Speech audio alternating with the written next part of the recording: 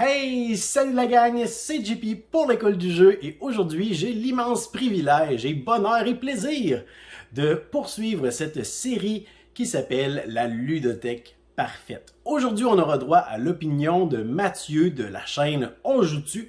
Vous pourrez suivre sa chaîne, je vais mettre le lien dans la description de la vidéo si vous ne le connaissez pas déjà. Et aujourd'hui, Mathieu devra relever mon défi, c'est-à-dire construire la ludothèque parfaite en respectant mes quelques critères. Je vous invite immédiatement à nous laisser un pouce vers le haut et sans plus attendre, allons voir ce qu'il a à nous partager aujourd'hui. L'école du jeu, en partenariat avec la boutique L'Imaginaire, au-delà de vos attentes.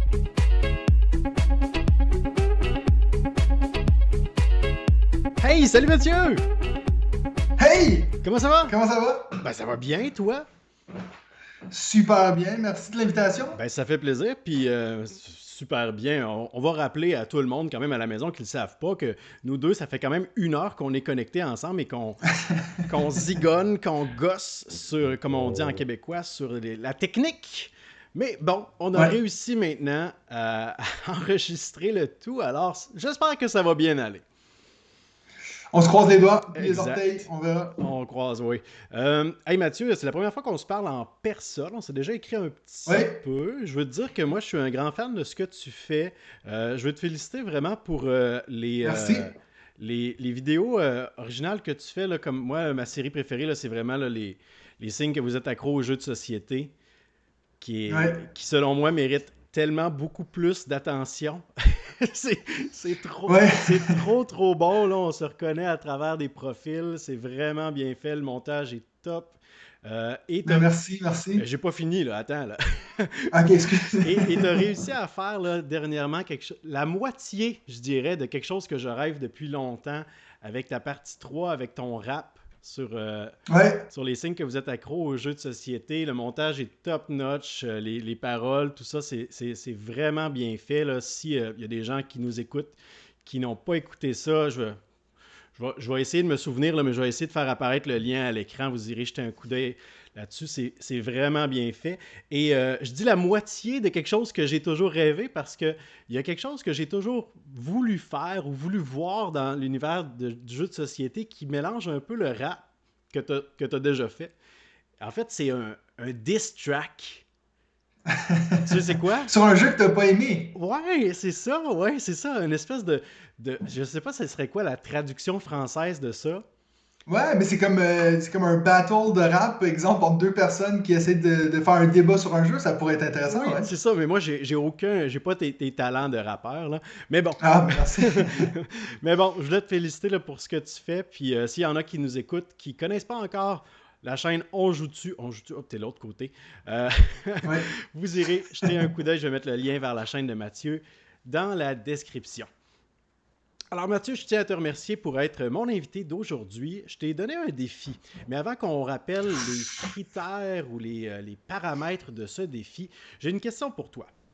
Question personnelle. Peut-être que tu vas me dire « Ah non, coupe ça au montage, ça n'a pas de bon sens. » Je voudrais que tu me dises, Mathieu, que tu nous dises en fait, que tu nous confies dans l'intimité la plus intime.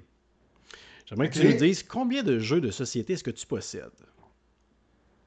Alors, moi, surtout dans mes débuts, je les gardais pas nécessairement, j'étais pas en mode collection. Fait que je m'en débarrassais assez vite. S'il y a un jeu que j'aimais pas trop, je les vendais usagés. Ça se vend très bien vers où je suis. Puis récemment, j'ai regretté de toutes les avoir vendus. Parce que là, je suis devenu par après collectionneur. Puis je me dis, mais tous ces jeux-là que j'ai pu maintenant. Donc, dans ma vie, je dois avoir eu environ 250 jeux, je dirais.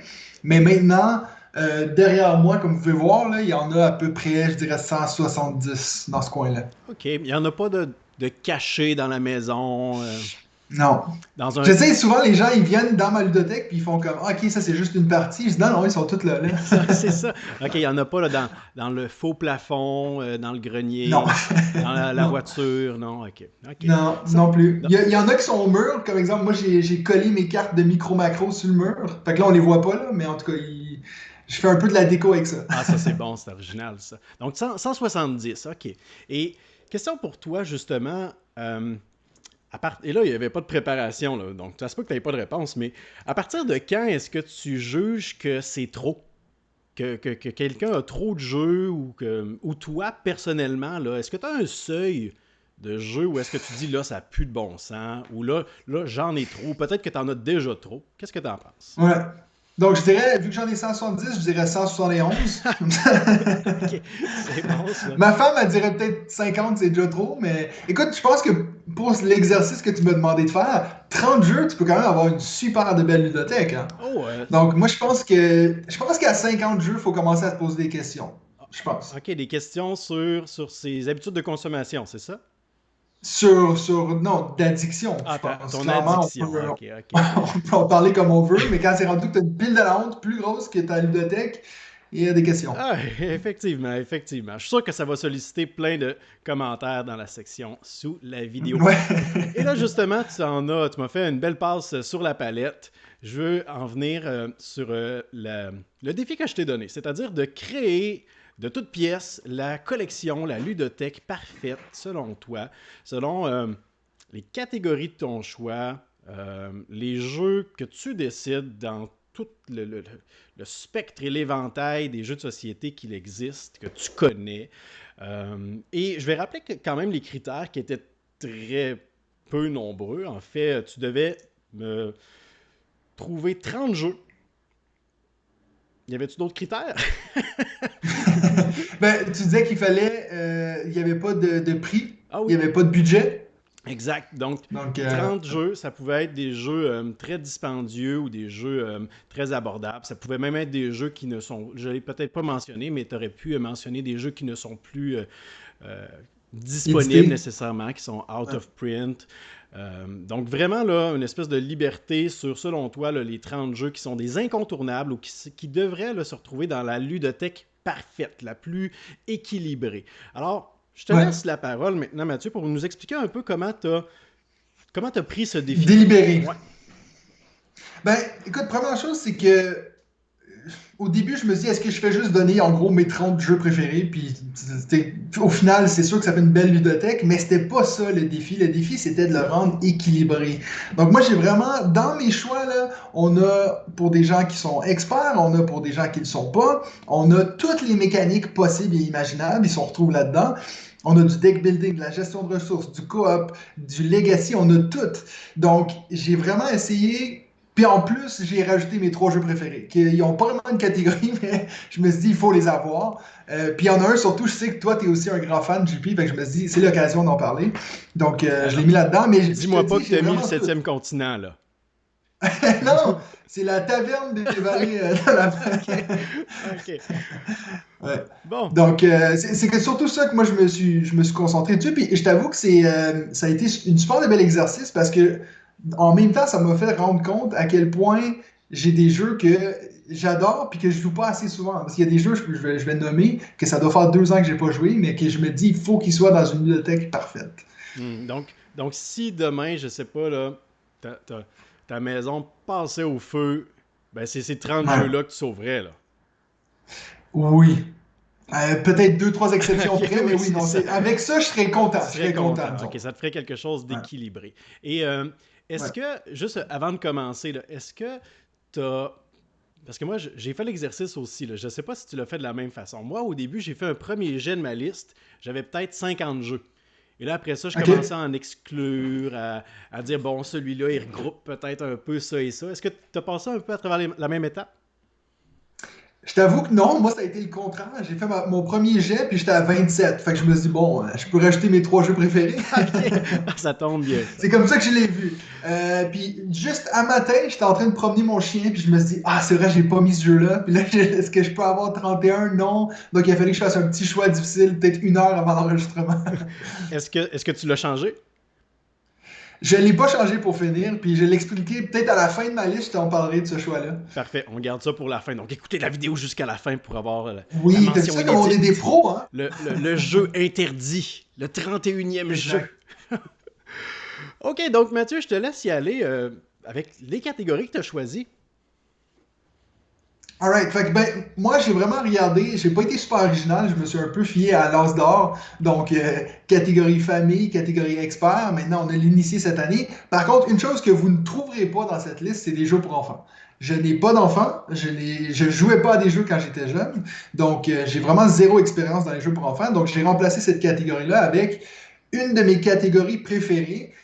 Puis je pense que c'est vraiment ça qui m'a fait rentrer dans les jeux de société, c'est les jeux à plusieurs. Un peu, on pourrait dire des jeux d'ambiance, mais vous allez voir qu'il y en a certains qui sont pas nécessairement ambiance, mais c'est des jeux surtout de gang, des jeux de groupe.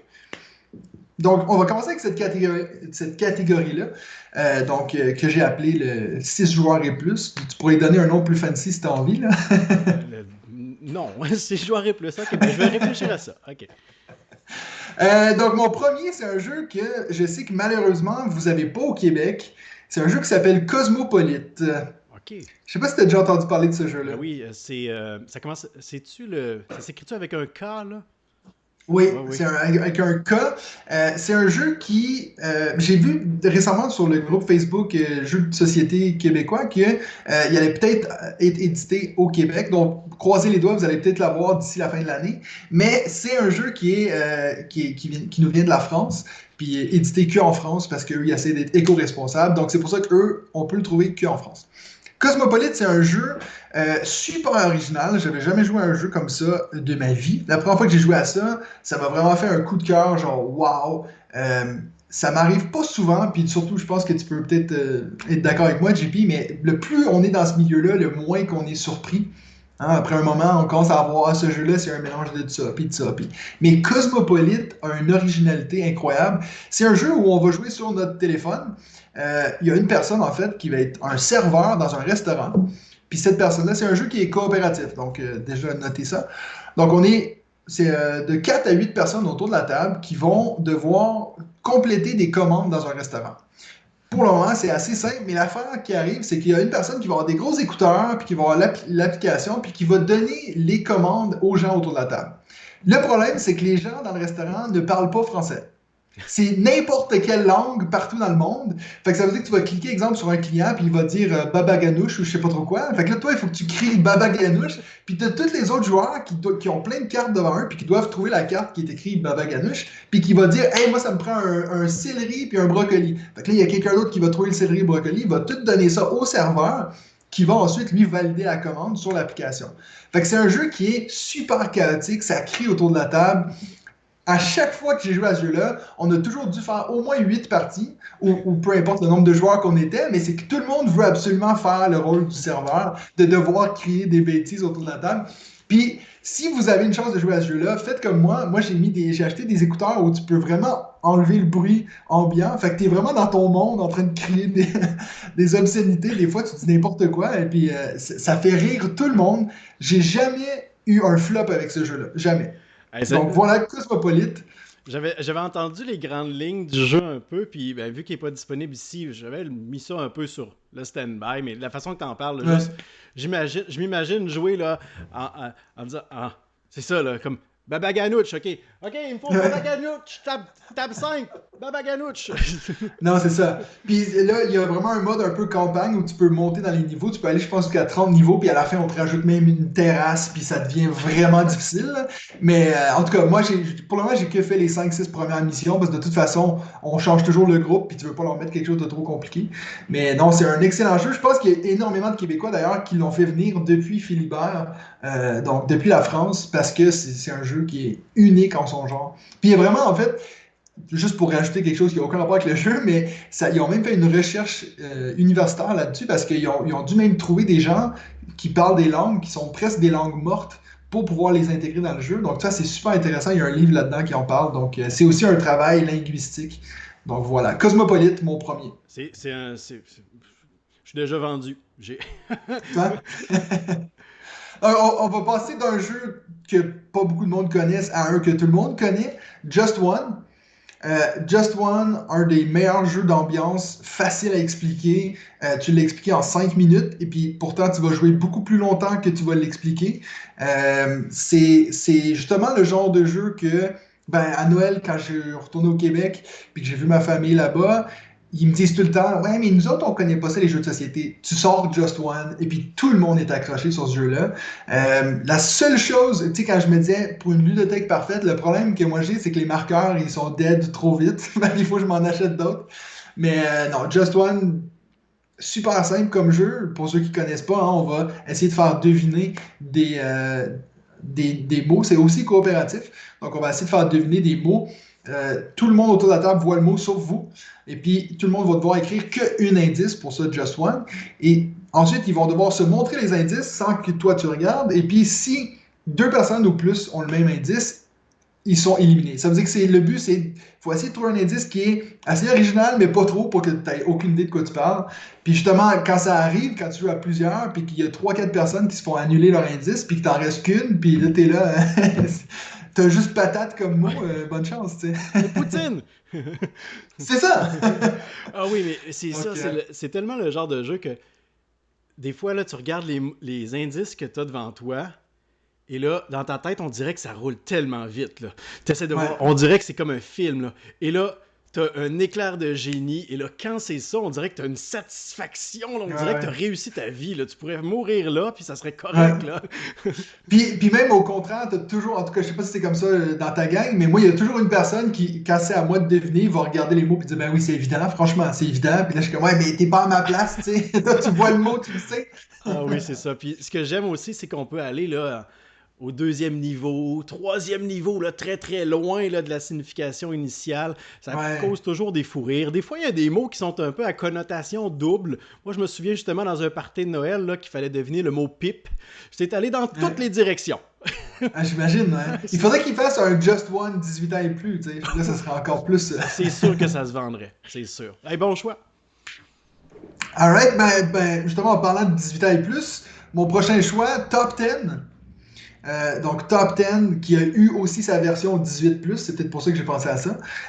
Top 10, je pense que c'est un jeu que j'ai souvent, j'ai un jeu que j'ai découvert assez récemment, puis il est vite monté dans mon numéro 1 des jeux d'ambiance. Ça marche à tous les coups.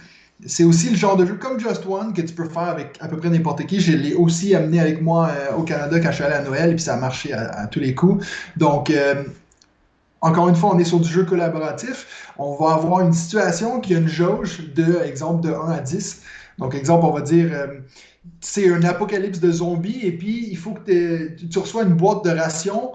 Expliquer ce que c'est de la pire déception à la meilleure cadeau au monde. Fait que là, selon ce que les autres joueurs ont autour de la table, ils vont avoir une carte de 1 à 10 et eux, ils vont devoir donner une réponse qui correspond à où ils sont sur la jauge.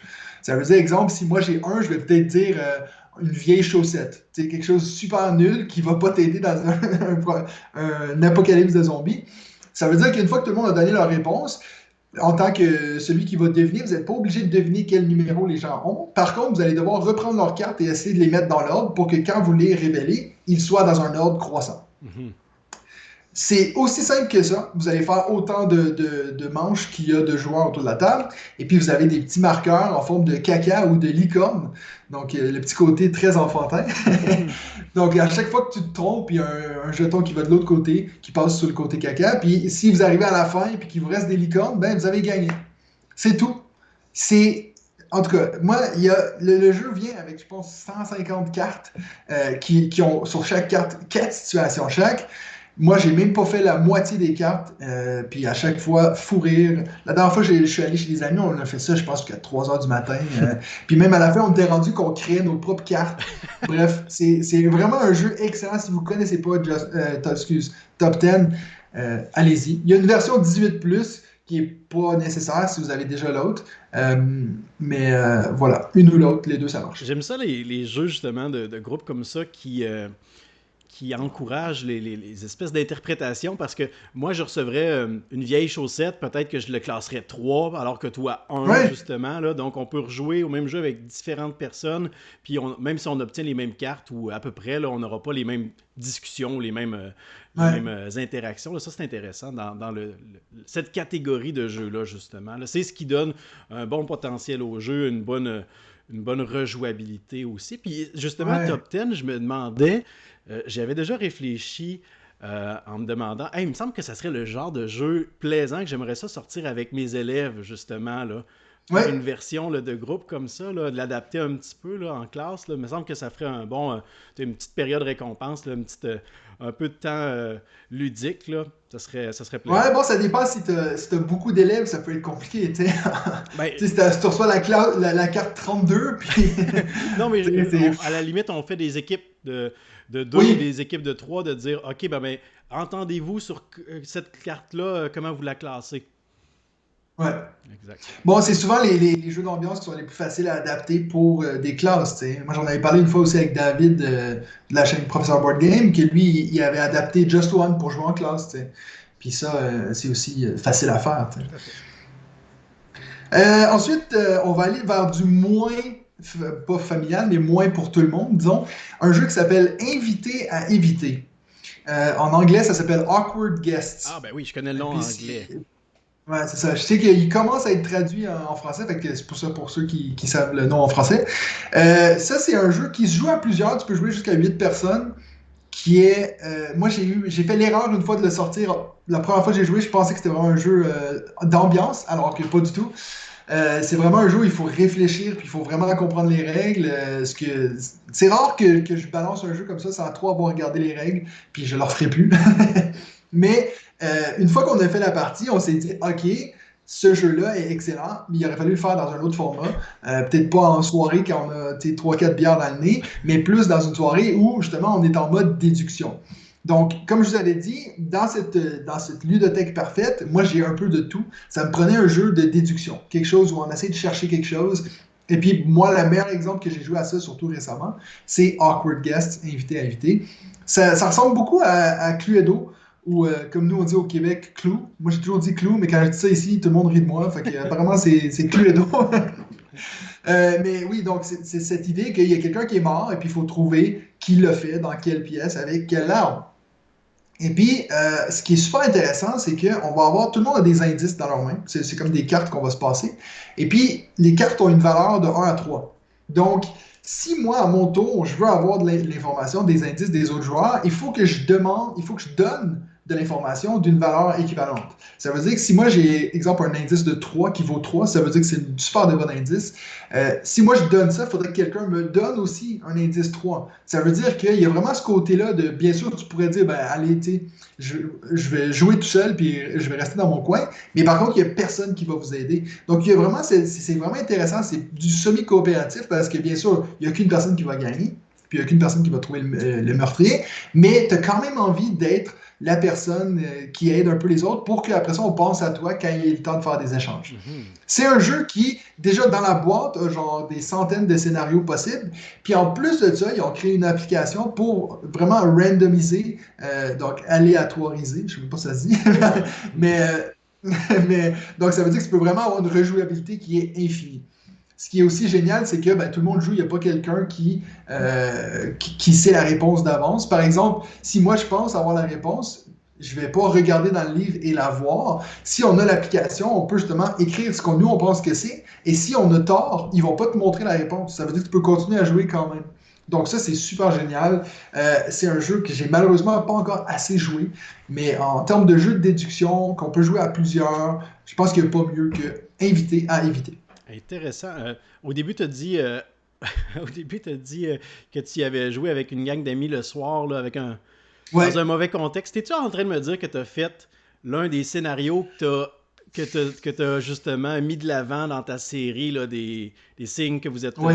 Ouais, c'est ça, hein, parce que je me souviens plus si c'est dans l'épisode 2 ou 3 où est-ce que tu dis... T'arrives dans une soirée puis tu mets de l'avant un jeu que t'as pas lu les règles encore, là. Exact. C'est de là que j'ai pensé à ça pour de vrai. Ok, pour vrai. C'est que je me souviens... Oui, non, c'est que je me souviens que... Tu sais, en plus, moi, on me caractérise... Tu sais, c'est sûr que moi, je suis monsieur jeu de société dans mon groupe d'amis. Fait que quand moi, j'explique mal un jeu, on dirait que tout le monde est comme... C'est quoi? C'est comme si je disais que j'avais pas le sirop d'érable. Tu sais, non, il y a quelque chose qui marche pas. Non. Fait que... c'est bon. Ouais. Fait que on est rendu maintenant à... On est encore dans la catégorie 6+, où... Ouais, en fait, c'est pas vrai parce que le prochain, il se joue pas à 6, mais c'est dans le même genre, un peu party, avec 2-3 verres dans le nez. C'est un jeu qui s'appelle Who Did It? Je sais pas si tu connais ce petit jeu-là. J'y ai jamais joué. je pense qu'il y a des puristes qui vont trouver ça fou que je mets un jeu sur le caca dans ma ludothèque parfaite, mais c'est un jeu. J'ai jamais autant ri que quand on joue à ce jeu-là. Et puis, tout le monde avec qui je joue à ce jeu-là me dit ah, je l'achète demain, ce jeu-là. C'est vraiment le truc le plus simple au monde, c'est tout le monde a la même carte, la même main de carte, donc on a tous des animaux. Puis il faut essayer de deviner c'est qui a fait caca dans le salon. C'est ça, je pense qu'en français ça s'appelle justement qui a fait, hein? C'est ça, qui a fait. En français, je sais pas.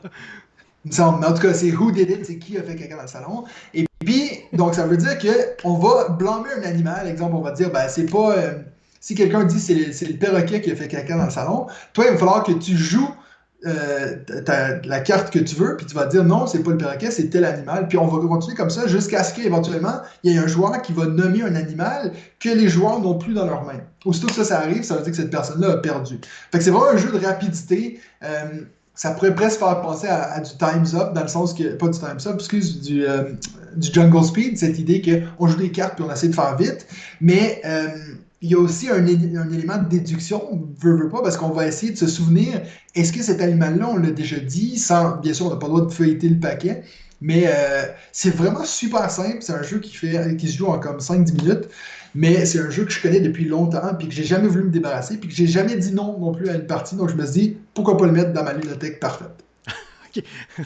Et là, tantôt tu as dit, je pense que c'est une exception, mais je pense qu'il joue jusqu'à 6.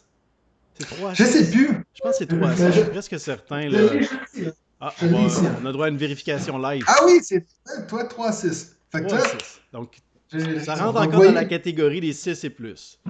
Exact. Okay. Donc, merci d'avoir sauvé mon honneur. Et là, tu as dit, je refuserai jamais une partie. Ça veut dire que là, si tu as l'occasion de jouer avec le professeur Board Game, Simon du Passe-Temps, tu as l'occasion de jouer avec Martin Videbert, puis Martin Lafrenière, vous allez jouer à Who Did This, là, si quelqu'un le propose. Là. Le petit perroquet. Le petit perroquet. Non, mais en plus, c'est un des seuls jeux que vraiment les cartes commencent à être usées tellement que j'ai joué. Fait que souvent, je pense que c'est bon signe, ça. C'est bon signe. Hey, c'est bon. Là, je te précise que ça fait 2 jeux que tu mentionnes qui ont du caca à l'intérieur. Là, oui. Et puis, non, je pense que c'est tout. Ok, c'est bon. Je me suis dit peut-être qu'il y en a un troisième, mais non. Donc, je vais finir la catégorie. Il m'en reste un. Resistance Avalon, qui est mon jeu d'identité cachée préféré. Je refuse, moi, maintenant, de jouer au loup-garou. J'ai d'ailleurs déjà fait une vidéo sur ma chaîne qui était les raisons de pourquoi je ne vais plus jamais jouer au loup-garou. Puis je sais que ça a été innovateur comme jeu et puis qu'il y a beaucoup de gens qui l'aiment, mais j'aime pas cette idée que quelqu'un se fait éliminer. Puis si vous êtes comme moi puis que vous avez une grande gueule, vous faites toujours éliminer en premier. Puis ça, c'est énervant. Tu le sais, hein? Quand je jouais au loup-garou, la partie commence, puis tout de suite, au premier round d'élimination, c'est « On élimine JP! » Pourquoi? C'est JP! C'est ça. Je trouve ça tellement frustrant, puis je sais qu'il y a des gens qui disent que ça fait partie du jeu, mais quand ça fait 3-4 parties que ça se passe, surtout que plus t'es de gens, si t'es exemple, moi j'ai déjà fait des parties à 25 au loup-garou, ben quand tu meurs en premier, c'est long. Hein? Tu te startes une partie sur le bord. Ouais, c'est ça, on fait une deuxième avec les contre-gagnants. Resistance Avalon, ça règle ce problème-là, parce que tout le monde est dans la partie jusqu'à la fin, ou en tout cas, vraiment toute fin, il y a la possibilité des fois de tuer quelqu'un. Je mettrais aussi avec ça, pour moi c'est presque le même jeu, mais Secret Hitler, c'est un peu la même chose. C'est cette idée qu'on va envoyer des gens en mission. Puis c'est en gros, ça veut dire quoi d'avoir une mission? Ça veut dire que tu vas prendre une carte échec ou réussite et selon ton rôle, tu vas la jouer, soit que tu veux que ça échoue ou ça réussit. Une fois que tout le monde a mis leur carte, on va les mélanger, comme ça on ne sait pas qui a donné laquelle. On va dévoiler, et puis là, on va débattre sur « Ah, mais moi, je suis tellement gentil, c'est pas moi qui ai mis ça, ça doit être toi. » Et puis, moi, en tout cas, ils ont refait une deuxième édition de ce jeu-là, puis c'est passé par Kickstarter, puis maintenant, il y a plein de rôles, il y a plein d'extensions, donc c'est un jeu que tu peux vraiment complexifier si tu veux, mais sinon, tu peux rester avec les rôles très simples. Par exemple, il y a Merlin qui sait qui sont les méchants, mais il faut surtout pas qu'il dévoile trop vite ses plans, parce que si les assassins tuent Merlin, ben eux, ils ont automatiquement gagné la partie. Ça veut dire que tu essaies d'influencer les gens sans trop montrer que tu sais tout. Donc, c'est super intéressant. Ça, c'en est un que j'ai eu la chance à faire en classe. Des fois, moi, j'ai le luxe Je sais pas si ça se fait au Québec, mais en tout cas ici, ça m'arrive des fois d'avoir des classes de genre 10 à 12 élèves. Parce que des fois, on les a justement en demi-groupe pour essayer de pratiquer l'oral, surtout vu que je suis prof d'anglais. Puis ça, c'en est un que, disons, avant Noël ou quelque chose comme ça, on va faire un petit resistance, ils adorent ça, et puis, ça leur permet de pratiquer en anglais. It was not me, it was you, OK? Donc, Oui, c'est ça, exact. Est-ce qu'il y a une raison? Parce que je sais qu'il existe plusieurs versions là, de Resistance. Il y a une version qui est plus un peu science-fiction avec des agents. oui. Il y a la version Avalon. Je ne sais pas s'il y en a d'autres, mais y a-t-il une raison pour laquelle c'est Avalon que tu préfères? Je ne sais même pas s'il y a des distinctions. Simplement parce que j'ai jamais joué à l'autre. Ok. J'ai jamais joué à l'original, mais moi, quand je cherchais justement des jeux, on me disait toujours il faut que tu ailles à Avalon, parce que je pense qu'ils ont rajouté des rôles qui, au final, tu n'avais pas dans l'autre. Donc, je pense que c'était juste la version plus simplifiée. Puis là, maintenant, ils ont justement sorti, comme je te disais dans cette histoire de Kickstarter, il y a aussi un mode de jeu où tu peux jouer à moins de 6 personnes. Donc, ça, c'est aussi assez cool. J'ai pas encore testé, mais bref, ça, c'est sûr que ce jeu-là, je vais toujours l'avoir toute ma vie, puis il va toujours marcher. Alors, manquez pas une partie de Resistance Avalon avec Mathieu lorsqu'il aura 83 ans. Alors, en Ouais, c'est ça. dessous, là, si je me souviens bien, ça, c'était ton dernier jeu dans cette catégorie-là. Là. Ouais. Alors, on a une Attends, je vais catégorie... regarder pour être sûr. Ah non, il m'en manque un. Il m'en manque un. Ok, surprise! Coup de théâtre! Surprise! Puis celui-là, je l'ai mis en plus à la dernière seconde parce que j'oublie souvent que c'est un jeu en fait, vu que c'est quelque chose que je fais depuis que je suis jeune. Time's Up. Le jeu que tout le monde connaît, que t'es même pas obligé d'avoir le jeu pour jouer. Tu peux juste. Il y en a des gens qui appellent ça le jeu des boulettes, de la boulette ou je sais pas trop Oui, quoi. Là. oui. Je sais pas si vous dites ça aussi au Québec. J'ai déjà entendu ça, oui, la boulette. Ouais. En tout cas, c'est l'idée où tu vas écrire un personnage sur un bout de papier, puis vous allez mettre ça dans un bol, et puis vous allez faire 3 manches. La première manche, on peut dire tout ce qu'on veut pour essayer de les faire deviner. Ensuite, la deuxième manche, on peut dire seulement qu'un mot. Et puis la troisième manche, on va devoir les mimer. Puis alors qu'on réutilise toujours les mêmes personnages. C'est franchement un jeu qui est indémodable. Ça peut se jouer en famille, avec des amis, n'importe qui, même en classe, super facilement. Donc un super de bon jeu d'ambiance de party. Tout à fait. Je pense avoir même déjà vu, je pense que c'est ici au Québec, là, je me souviens plus c'est dans quel éditeur ou distributeur qui a fait ça, mais c'est carrément le même jeu. Ça s'appelle La Boulette, et à l'intérieur, tu as des bouts de papier, des crayons, puis des cartes. Bon, je veux dire, moi, je préfère jouer là, sans le jeu, justement, parce que Ouais, moi aussi. tu y vas avec les limites de ton imagination là, sur les personnages, ou des fois, tu vas lancer une catégorie, là, des aliments, ou des sports, des métiers, justement, puis c'est tellement le fun, là, tu sors apiculteur. Mais je pense que le plus gros problème, puis la raison pourquoi je vois qu'il y a certaines personnes qui préfèrent que le jeu, c'est que tu n'auras pas des doublons. C'est vrai. Ça peut arriver assez souvent, tu sais, quand tu as 14 personnes qui mettent Hitler ou Jésus, parce que je sais pas pourquoi, c'est toujours les deux qui sortent tout le temps. Mais Ok, voilà. on n'a pas le même entourage. J'ai jamais vu Hitler dans mes parties de la boulette. Non, mais bon, t'as aussi jamais joué au jeu du caca. Je pense qu'on n'a pas les mêmes groupes d'amis. C'est vrai, c'est vrai, c'est vrai. Hey, donc là, t'avais quoi? Donc là, j'ai fini. T'avais 6 jeux, c'est ça? Alors, j'en ai 1, 2, 3, 4, 5, 6, 7. Ok, 7 jeux dans la catégorie 6 joueurs et plus. Présentement, vous les voyez apparaître, les 7 dans le bas de votre écran. Hey Mathieu, ça fait quoi? Ça fait 20 minutes, je pense qu'on a commencé ta première catégorie. Il nous en reste 3. C'est bon. Il va falloir... On a un rythme, on speed. a un rythme acceptable quand même. C'est acceptable comme Ouais. rythme. On enchaîne avec la catégorie de ton choix. Alors, je vais les faire dans l'ordre. On va passer à famille. J'en ai 6 dans cette catégorie-là. Il y en a un que je vais pas passer beaucoup de temps parce que je pense que tout le monde en a parlé cette année. Seven Wonders Architect.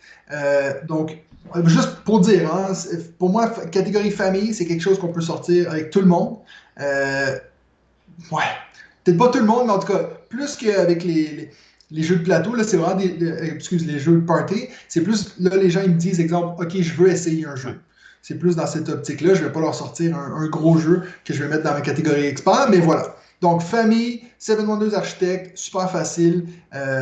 Franchement, c'est un des rares jeux que je me dis je pourrais montrer à ma grand-mère, puis je pense qu'elle comprendrait. Tu sais, tu prends une carte, soit à gauche, à droite, puis en avant. On garde. Je sais qu'il y a beaucoup de gens qui sont un peu frustrés parce que c'est trop facile pour un Seven Wonders, mais moi, je pense justement que c'était ça le but. puis je trouve qu'ils ont réussi à merveille. Moi, je dis pas que je vais faire 40 parties de ça de suite, mais c'est un excellent jeu pour tous. Ouais, c'est ça, un espèce de jeu de... Il nous en faut, là. Je pense que ça, c'est vraiment un chapeau pour toi, là, de dire dans l'exercice d'une ludothèque parfaite, il te faut des jeux où, quand que tu rencontres quelqu'un qui dit « Ok, là, j'ai de l'intérêt pour les jeux de société, j'aimerais essayer quelque chose d'un peu plus qu'un jeu de party, qu'est-ce que tu me proposes? » Seven Wonders Architect va justement là, faire une bonne porte d'entrée de dire « Hey, regarde, le jeu est beau, c'est simple, tu vas être capable d'y jouer rapidement, d'accrocher. » Puis là, la personne, mais là, c'est là où est-ce qu'elle voit... Et que toi, tu peux voir aussi, est-ce que ça, c'est assez pour cette personne-là? Est-ce qu'elle est déjà saturée ou ça va juste alimenter sa curiosité? Puis là, finalement, tu t'investis à fond, puis après 6 mois, tu as un partenaire de jeu pour jouer à Teotihuacan. Exact. Mais c'est ça, en fait, moi, je pense qu'il y a beaucoup de gens qui pensent que parce que j'ai une chaîne YouTube et tout, c'est sûr qu'on est tous des experts, mais la majorité de mes jeux que j'ai joués dans ma vie, ça a toujours été dans cette catégorie-là ou au-dessus, initié, mais des jeux experts, c'est pas facile de les sortir, et puis j'en fais quelques-uns, mais c'est pas ma gamme préférée parce que j'aime justement, moi, initier les gens, leur montrer, regardez, tu vois, un nouveau monde, là. Oh, et là c'est là où on a la chanson de Aladdin qui commence. Exact. Et c'est toi qui vas la faire en version rap. Non, mais ils l'ont déjà fait, Etu Game. Oui, c'est vrai, ils l'ont déjà fait. Oui, c'est vrai. Je peux pas voler leur idée. Il y a 2 ans, je pense, ou 3 ans, tout à fait. Ouais. Donc voilà, maintenant je passe à mon prochain qui est placement de tuiles. Ça prenait un jeu de placement de tuiles. J'ai hésité longtemps à mettre Azul parce que c'est le grand classique des placements de tuiles. Mais moi personnellement, je peux plus le voir Azul. Je suis tanné de jouer. Récemment, j'ai découvert, c'est le plus récent sur ma liste, clairement, parce que je l'ai découvert à Cannes, celui-là. Cascadia, qui est un jeu de placement de tuiles. Avec des genres d'hexagones comme dans Catan, et puis tu vas les placer et puis mettre aussi des animaux par-dessus à chaque tour. Et puis il y a des objectifs de manche, de partie, pardon, où tu vas essayer, exemple, de mettre le plus de saumon en ligne, tu vas essayer de mettre le plus de caribou en ligne, des affaires de même. Donc c'est des wapitis, je pense, je sais plus. En tout cas, c'est pas important. Fait que moi, j'ai fait qu'une partie, fait que c'est quand même assez osé de le mettre dans ma ludothèque parfaite, mais j'ai tellement adoré mon expérience que je me suis dit, je le mets là-dedans. Alors, il y a sûrement des gens qui ont décroché, là. Sûrement des gens qui ont fermé la vidéo. Là. Ah, il dit n'importe quoi. Fois. Une seule partie, Ouais. mais c'est dans un top. Oh, Surtout que je le remplace, tu vois, je remplace Azul, Azul. qui est comme, je pense qu'il y a des gens qui vont me crier dessus, mais moi je trouve que c'est vraiment pas intuitif la façon de compter les points, puis c'est super compliqué pour les gens qui ont jamais joué. Fait que c'est toujours moi qui se ramasse à compter pour les autres. Je sais pas. En tout cas, Cascadia, mon jeu de placement de tuiles pour famille. Quand on a fait une vidéo justement sur l'As d'or sur notre chaîne, on a demandé en commentaire aux gens de nous mentionner là, des jeux qui, selon eux, auraient pu se qualifier dans une catégorie ou une autre pour les nommer de l'As d'or. Et Cascadia a été justement là, nommé plusieurs fois. Moi, personnellement, j'y ai pas joué. Sylvain l'a beaucoup apprécié. Là, ouais, je sais que Sylvain en avait parlé. Ouais. Ensuite...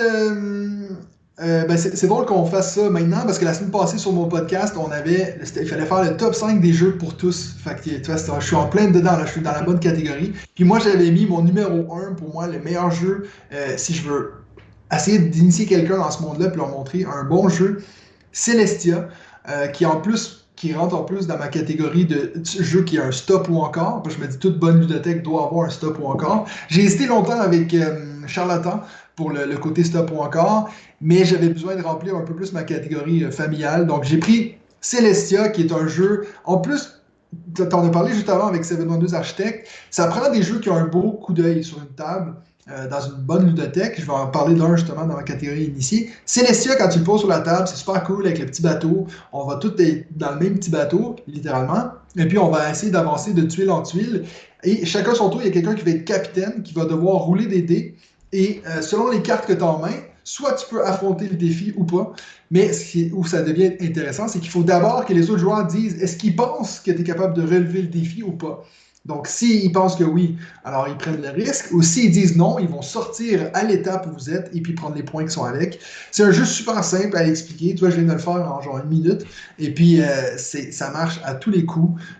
C'est un des rares jeux que quand on le finit, des fois, il y a des gens qui disent est-ce qu'on en refait une? Fait que, moi, j'adore ce jeu. Puis, tu vois, ça, c'est justement un que ça doit faire 1 année et demie que j'ai pas joué. Puis, juste avant de parler, là, j'ai envie de le sortir. Ah, c'est ça.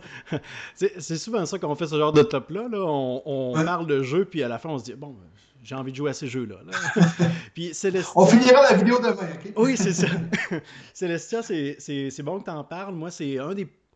Probablement pas le premier, là. Je pense qu'il est sorti en 2015 dans ce coin-là. Ouais. Puis moi, j'ai vraiment commencé là, à plonger tête première dans les jeux de société en 2015. Puis Celestia, c'est un des premiers jeux auxquels j'ai joué où est-ce que justement on avait des espèces de petites composantes là, en 3D, là, comme l'espèce de zeppelin bateau que tu mentionnes. Ouais. Là.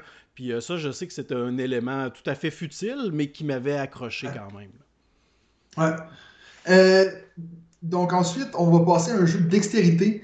C'est un de mes seuls jeux de dextérité que j'ai en jeu de plateau, puis c'est un jeu que j'adore, que j'affectionne particulièrement. C'est celui-là que je me suis dit, il y a peut-être du caca dedans. Dungeon Fighter, qui est un jeu de vraiment ridicule. C'est vraiment. C'est drôle, des fois, je joue avec des gens, puis ils disent, ouais, mais c'est trop difficile, puis je suis comme, ouais, mais t'as pas compris, le but, c'est pas de gagner. C'est vraiment pas C'est ça. ça, là. Donc, c'est vraiment un jeu. C'est bizarre à expliquer, mais tu as une cible au milieu de la table. Vous êtes ensemble dans un donjon, et puis il y a des monstres des fois qu'il faut battre. Et puis, ben, il faut lancer des dés sur une cible. Et puis, si vous pensez que c'est facile, croyez-moi, ce n'est pas, parce qu'on va toujours vous mettre des défis. Exemple, celui-là, il faut le lancer depuis en dessous de la table. Celui-là, il faut faire un 360 dans les airs avant de lancer le dé.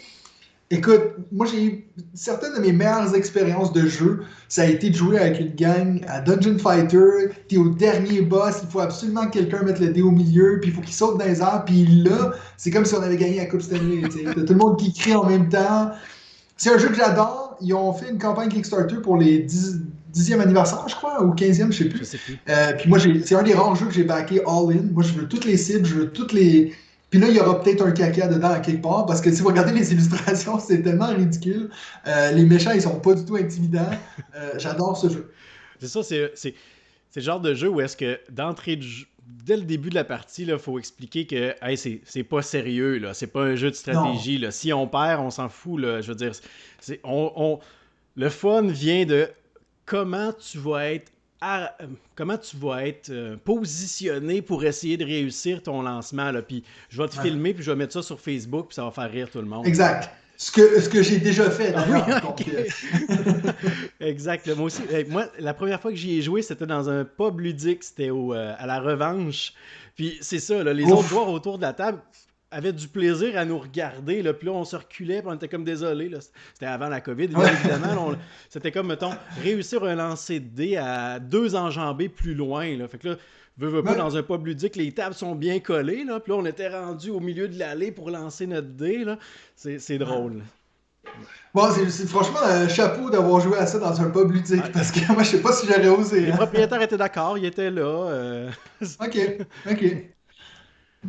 Ensuite, on passe à des jeux coop. Bien sûr, on a besoin des bons jeux coop. Bon, je sais que j'en ai nommé pas mal, mais c'était plutôt des jeux d'ambiance. Horrified, qui est un jeu que j'ai découvert récemment. C'est d'ailleurs David qui me l'a présenté quand je suis allé chez lui cet été. J'ai hésité longtemps avec Pandémie, parce que je sais que Pandémie, c'est vraiment le classique des jeux coop. Puis, quand j'ai découvert Horrified, je me suis dit, au final, c'est comme un nouveau skin pour Pandémie. C'est presque la même chose. Tu vas te promener, tu as des personnages, tu as des missions. C'est comme si, dans Pandémie, les différentes maladies, trouver le remède, ça se faisait de différentes façons. C'est comme ça que moi, je le vois. Puis le thème m'attire beaucoup plus. Puis c'est vrai que de plus en plus, je pense que ça va être difficile de motiver des gens à jouer à Pandémie, parce que ça fait 2 ans qu'on y joue. Fait que, voilà. Mais quoique en 2020, les ventes de Pandémie ont explosé. Là. Les gens voulaient jouer à ça. Mais je pourrais comprendre que quelqu'un dise, écoute, moi, j'ai pas envie de jouer à ça. T'sais. Oui, tout à fait. Puis c'est exactement moi aussi ce que je pense de Horrified. Là. C'est comme si tu fais une première partie, tu prends un des monstres de base là, qui se gère de façon assez simple avec des joueurs pour une première fois. Puis là, moi ce que j'aime faire des fois là, dans ce type de jeu-là, c'est de setuper la partie. Puis là, on joue, j'explique comment ça fonctionne. Puis là, à la fin, tenter le pouls de tout le monde. Avez-vous aimé ça? Puis là, de balancer le coup de théâtre, de dire « Hey, savez-vous qu'il y a 5 autres monstres dans le jeu, puis 5 autres façons de gagner. Puis là, c'est comme, ah, OK, on en joue une autre ou on joue à ça là, une autre fois. Ouais. C'est ça qui est le fun, justement. Là. Ça complexifie pas le jeu au sens où les joueurs vont faire un peu tout le temps la même chose, mais les conditions de gagner varient. Ça, c'est plaisant, c'est intéressant. Ouais, puis après, dépendamment de ceux que tu mets, ça peut être très très difficile aussi. Là, si tu prends exemple les 3 plus durs, bonne chance. Là. Oui. C'est vraiment un jeu où je gagne avec encore 2 heures, avec encore beaucoup de temps. Là. Souvent, ça se joue à la minute. Là. Donc voilà pour mon choix coopératif. Et puis pour finir, je me suis dit, dans les jeux familiaux, parce que le plus vieux que je peux me souvenir de moi qui jouait à des jeux de société, c'était surtout des jeux de cartes. Donc, avec ma grand-mère qui adorait jouer au Wizard. Je sais pas si tu connais le Wizard. Oui, ben oui. Donc, je me suis dit, ça prend des jeux de pli. J'ai pas mis The Crew parce que j'ai jamais eu une bonne expérience à jouer à The Crew. Merci. Je sais pas si tu as le même problème que moi, mais The Crew, j'ai jamais eu une partie où tout le monde parlait pas. Il y a toujours quelqu'un qui va dire, mais t'es pas supposé faire ça, pourquoi t'as fait ça? Puis je me dis, mais ça gâche le jeu, tu vois. Ouais, je trouve que l'idée de The Crew est super bonne, mais un peu comme toi, là, j'ai eu de la difficulté à vivre une partie là, vraiment dans ce que tout devrait être respecté. Là. Mais c'est correct, là, mais j'ai pas embarqué, moi, dans le train de l'engouement pour The Crew. Ouais. Bon, en tout cas, c'est ça, Wizard, c'est un jeu de plis où le but, c'est pas nécessairement de faire le plus de plis possible, mais c'est d'estimer combien tu vas en faire, c'est ça qui va te rapporter des points. Je sais pas, je pense que j'ai un attachement particulier à ce jeu-là parce que à chaque fois que je retourne voir ma grand-mère qui est encore en vie, je suis content de la voir, puis on fait une petite partie de Wizard, puis elle est toujours contente. Puis en plus, moi, je l'ai présenté à des collègues, donc toutes les filles qui travaillent au secrétariat. Eux, ils étaient en train de jouer au Blackjack un midi. Je dis non, mais regarde, jouer à ça, c'est beaucoup mieux. Tu peux jouer avec un jeu de cartes normal, pratiquement. Et puis, depuis ce temps-là, ça fait 3 ans de suite qu'à chaque midi, ils jouent au Wizard. Puis, je sais pas le jeu de base. On dirait que le Wizard, ça existe depuis toujours dans ma tête. Là. Mais on dirait que ça a été comme une adaptation d'un jeu de cartes. Y a-tu une vraie version de jeu de base du Wizard? Ça date de quand, ça? C'est drôle parce que c'est une bonne question. Je sais pas d'où ça date, mais je sais que ma grand-mère elle avait une version qui était vraiment écrite. C'était des cartes qui étaient écrites Wizard dessus.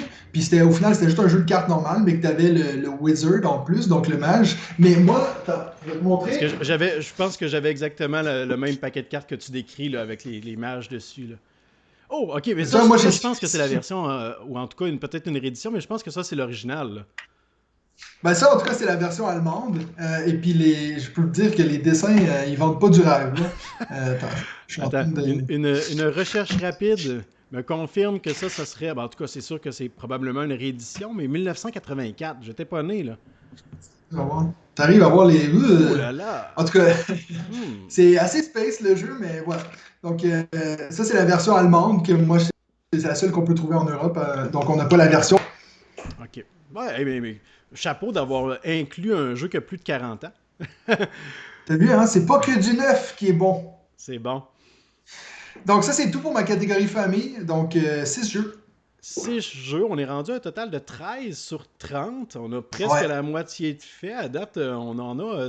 Tu disais au départ là, que tu avais essayé d'intégrer plusieurs mécanismes de jeu. Depuis le début, j'essaie de trouver des mécanismes là, que tu n'aurais pas intégrés. J'ai hâte de voir. Là. J'en ai déjà pas mal, là, je peux te dire. Oui. Puis là, on va arriver dans mon catégorie initiée, qui est la catégorie qui a le plus de jeux, parce que c'est vraiment ça mon sweet spot.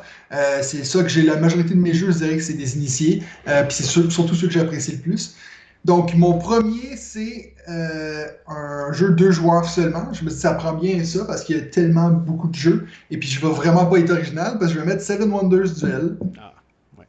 Que je pense, j'ai hâte de voir, une fois que tu auras fait avec tous les gens que tu vas demander de faire ce test-là, combien il y en a qui vont mettre Seven Wonders Duel. J'ai l'impression que c'est presque unanimement un des meilleurs jeux ever, si ça peut exister, ce genre d'unanimité. Celui-là, puis un autre que je vais parler dans Expert, que je suis sûr que tout le monde va mettre. Mais voilà, donc Seven Wonders Duel, j'ai pas besoin vraiment de vous expliquer ce que c'est. Hein. C'est la version qui se joue à 2 joueurs, que je trouve bien meilleure que la version... de base. J'ai aucun problème avec Seven Wonders, le jeu de base, mais j'y joue plus parce que j'ai un jeu que je vais parler dans 2 secondes que je préfère, qui fait un peu la même chose. Tu nous teases, là. T'as vu ça, hein? T'as vu que ça fait quand même 2 ans que je suis sur YouTube, je sais comment ça marche. Ça. J'aime ça.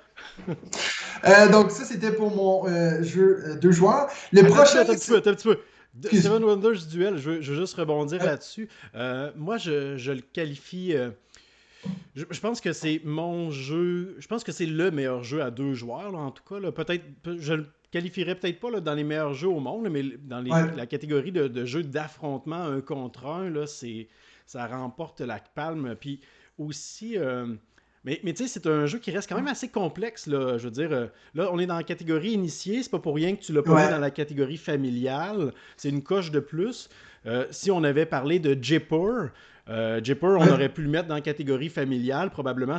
Moi, je trouve que c'est vraiment bon comme jeu à 2, mais Seven Wonders Duel, c'est vraiment meilleur, mais on est vraiment plus dans le stratégique, la planification, puis tout. Là. Une belle mention. Moi aussi, je crois qu'il se retrouvera dans quelques tops. Ben, en plus, c'est un des rares jeux. Moi, la majorité du temps, je joue avec ma femme, puis elle aime pas trop la confrontation, mais celui-là, il fait la confrontation dans un sens que c'est pas évident que je fais ça pour t'énerver. C'est aussi parce que moi, j'ai vraiment besoin de le faire. Fait que c'est pas frustrant comme beaucoup de jeux de confrontation peuvent l'être. Donc voilà. Tout à fait. Mon prochain, c'est le premier exemple d'un jeu qu'il n'y avait pas nécessairement une raison d'être sur cette liste, mais c'est juste que c'est dans mes 3 jeux préférés ever, puis il fallait bien que je le mette là.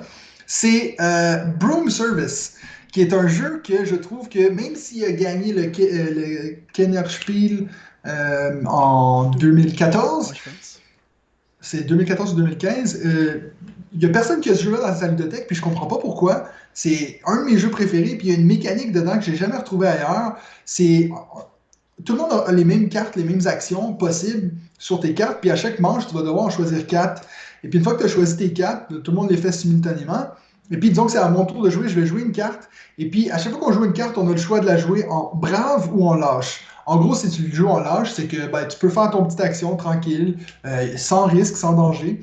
Par contre, si tu dis que tu es brave, tu vas faire ton action plus une action améliorée, mais si quelqu'un a aussi choisi cette carte-là, il faut aussi qu'il la sorte à ce moment-là, et puis qu'il choisisse de soit surenchérir sur toi, ou de sous-enchérir. Si quelqu'un surenchérit et puis dit non, c'est pas toi qui es brave, c'est moi, ben ça bousille ton action puis tu peux pas jouer.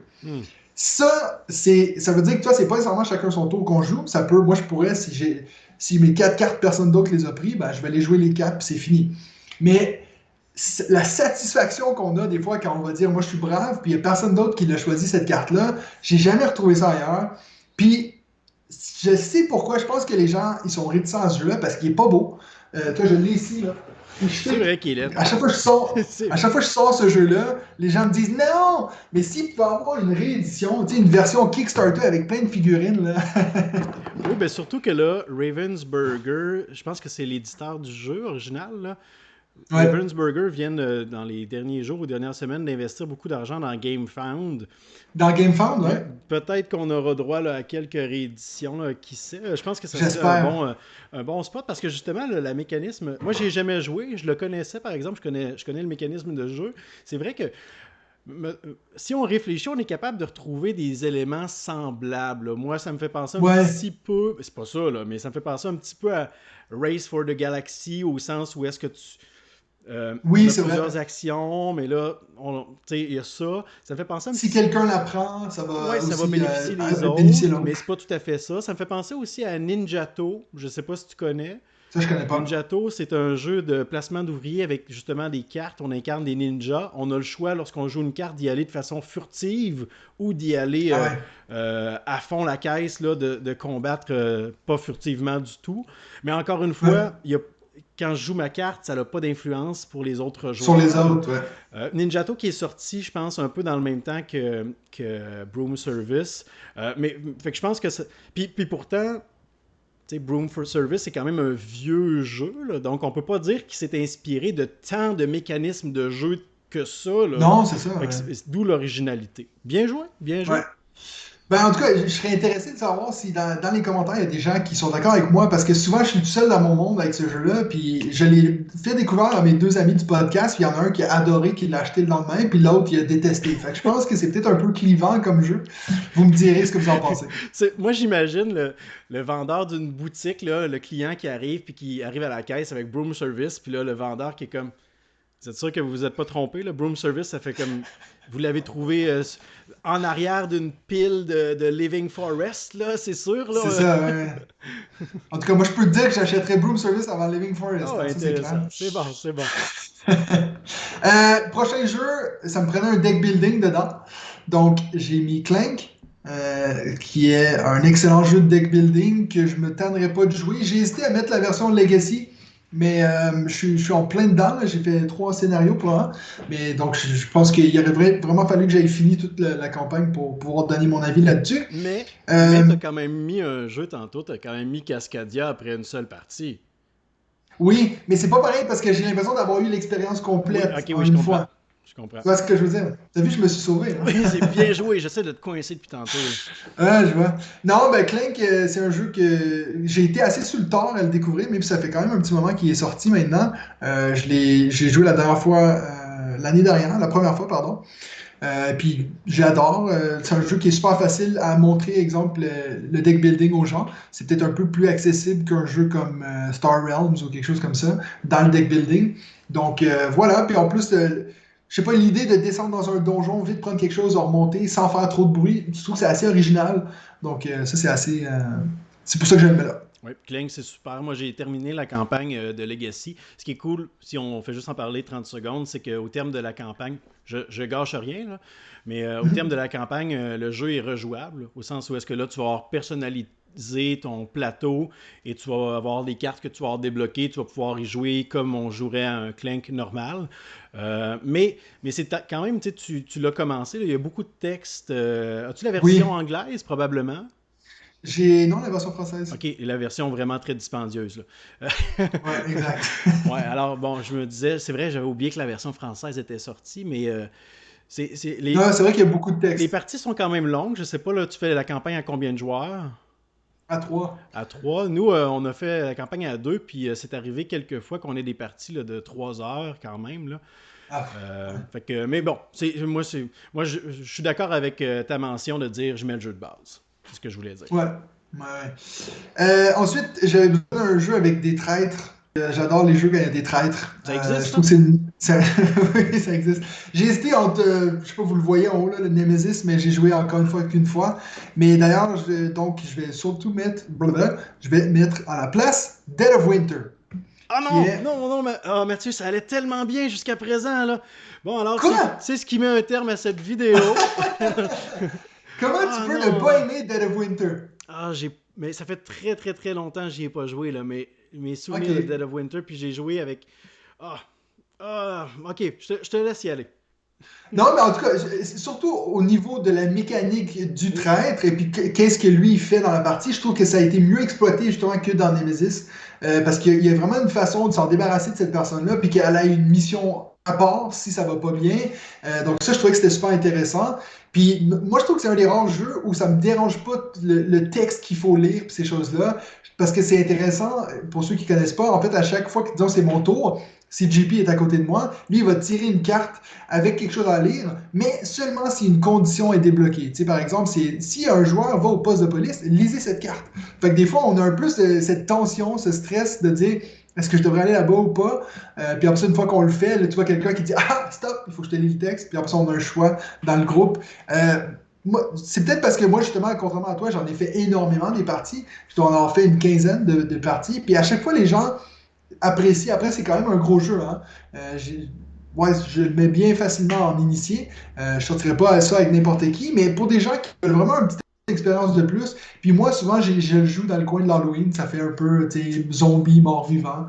Donc, non, moi, c'est un jeu que j'aime beaucoup. Désolé, JP, de t'avoir déçu. C'est correct, là. Il fallait bien que tu fasses quelques petits égarements là, dans ton top. Hey, s'il y en a que 1 sur 30... Non, mais moi je comprends ce que tu dis. Là. Moi, je suis d'accord avec l'idée du traître. Moi, c'est ce qui m'avait vendu Dead of Winter au départ, là, de dire « Oh, OK, là, est-ce que ça va être enfin le jeu de traître que j'attends depuis longtemps? Mais finalement, je trouvais que ça tournait un peu en rond. Je trouvais les parties souvent semblables. Je trouvais que les traîtres, justement, faisaient souvent les mêmes choix.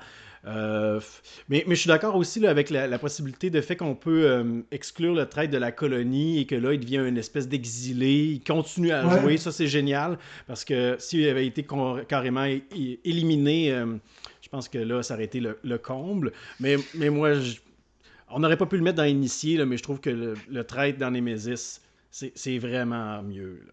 Mais bon, Je trouve que c'est j'aime mieux dans Dead fait. of Winter le fait de dire, bon ben, tu sais, ce qui est cool dans Dead of Winter, c'est que quand on cherche de la bouffe, puis qu'on va jeter nos cartes de bouffe, ça se peut que moi je suis pas le traître, mais que j'en jette pas Ouais. de bouffe. Parce que j'ai mon objectif personnel ou que je veux en garder, puis que là j'attire les soupçons sur moi. Ça, c'est vraiment génial. Ouais. C'est super.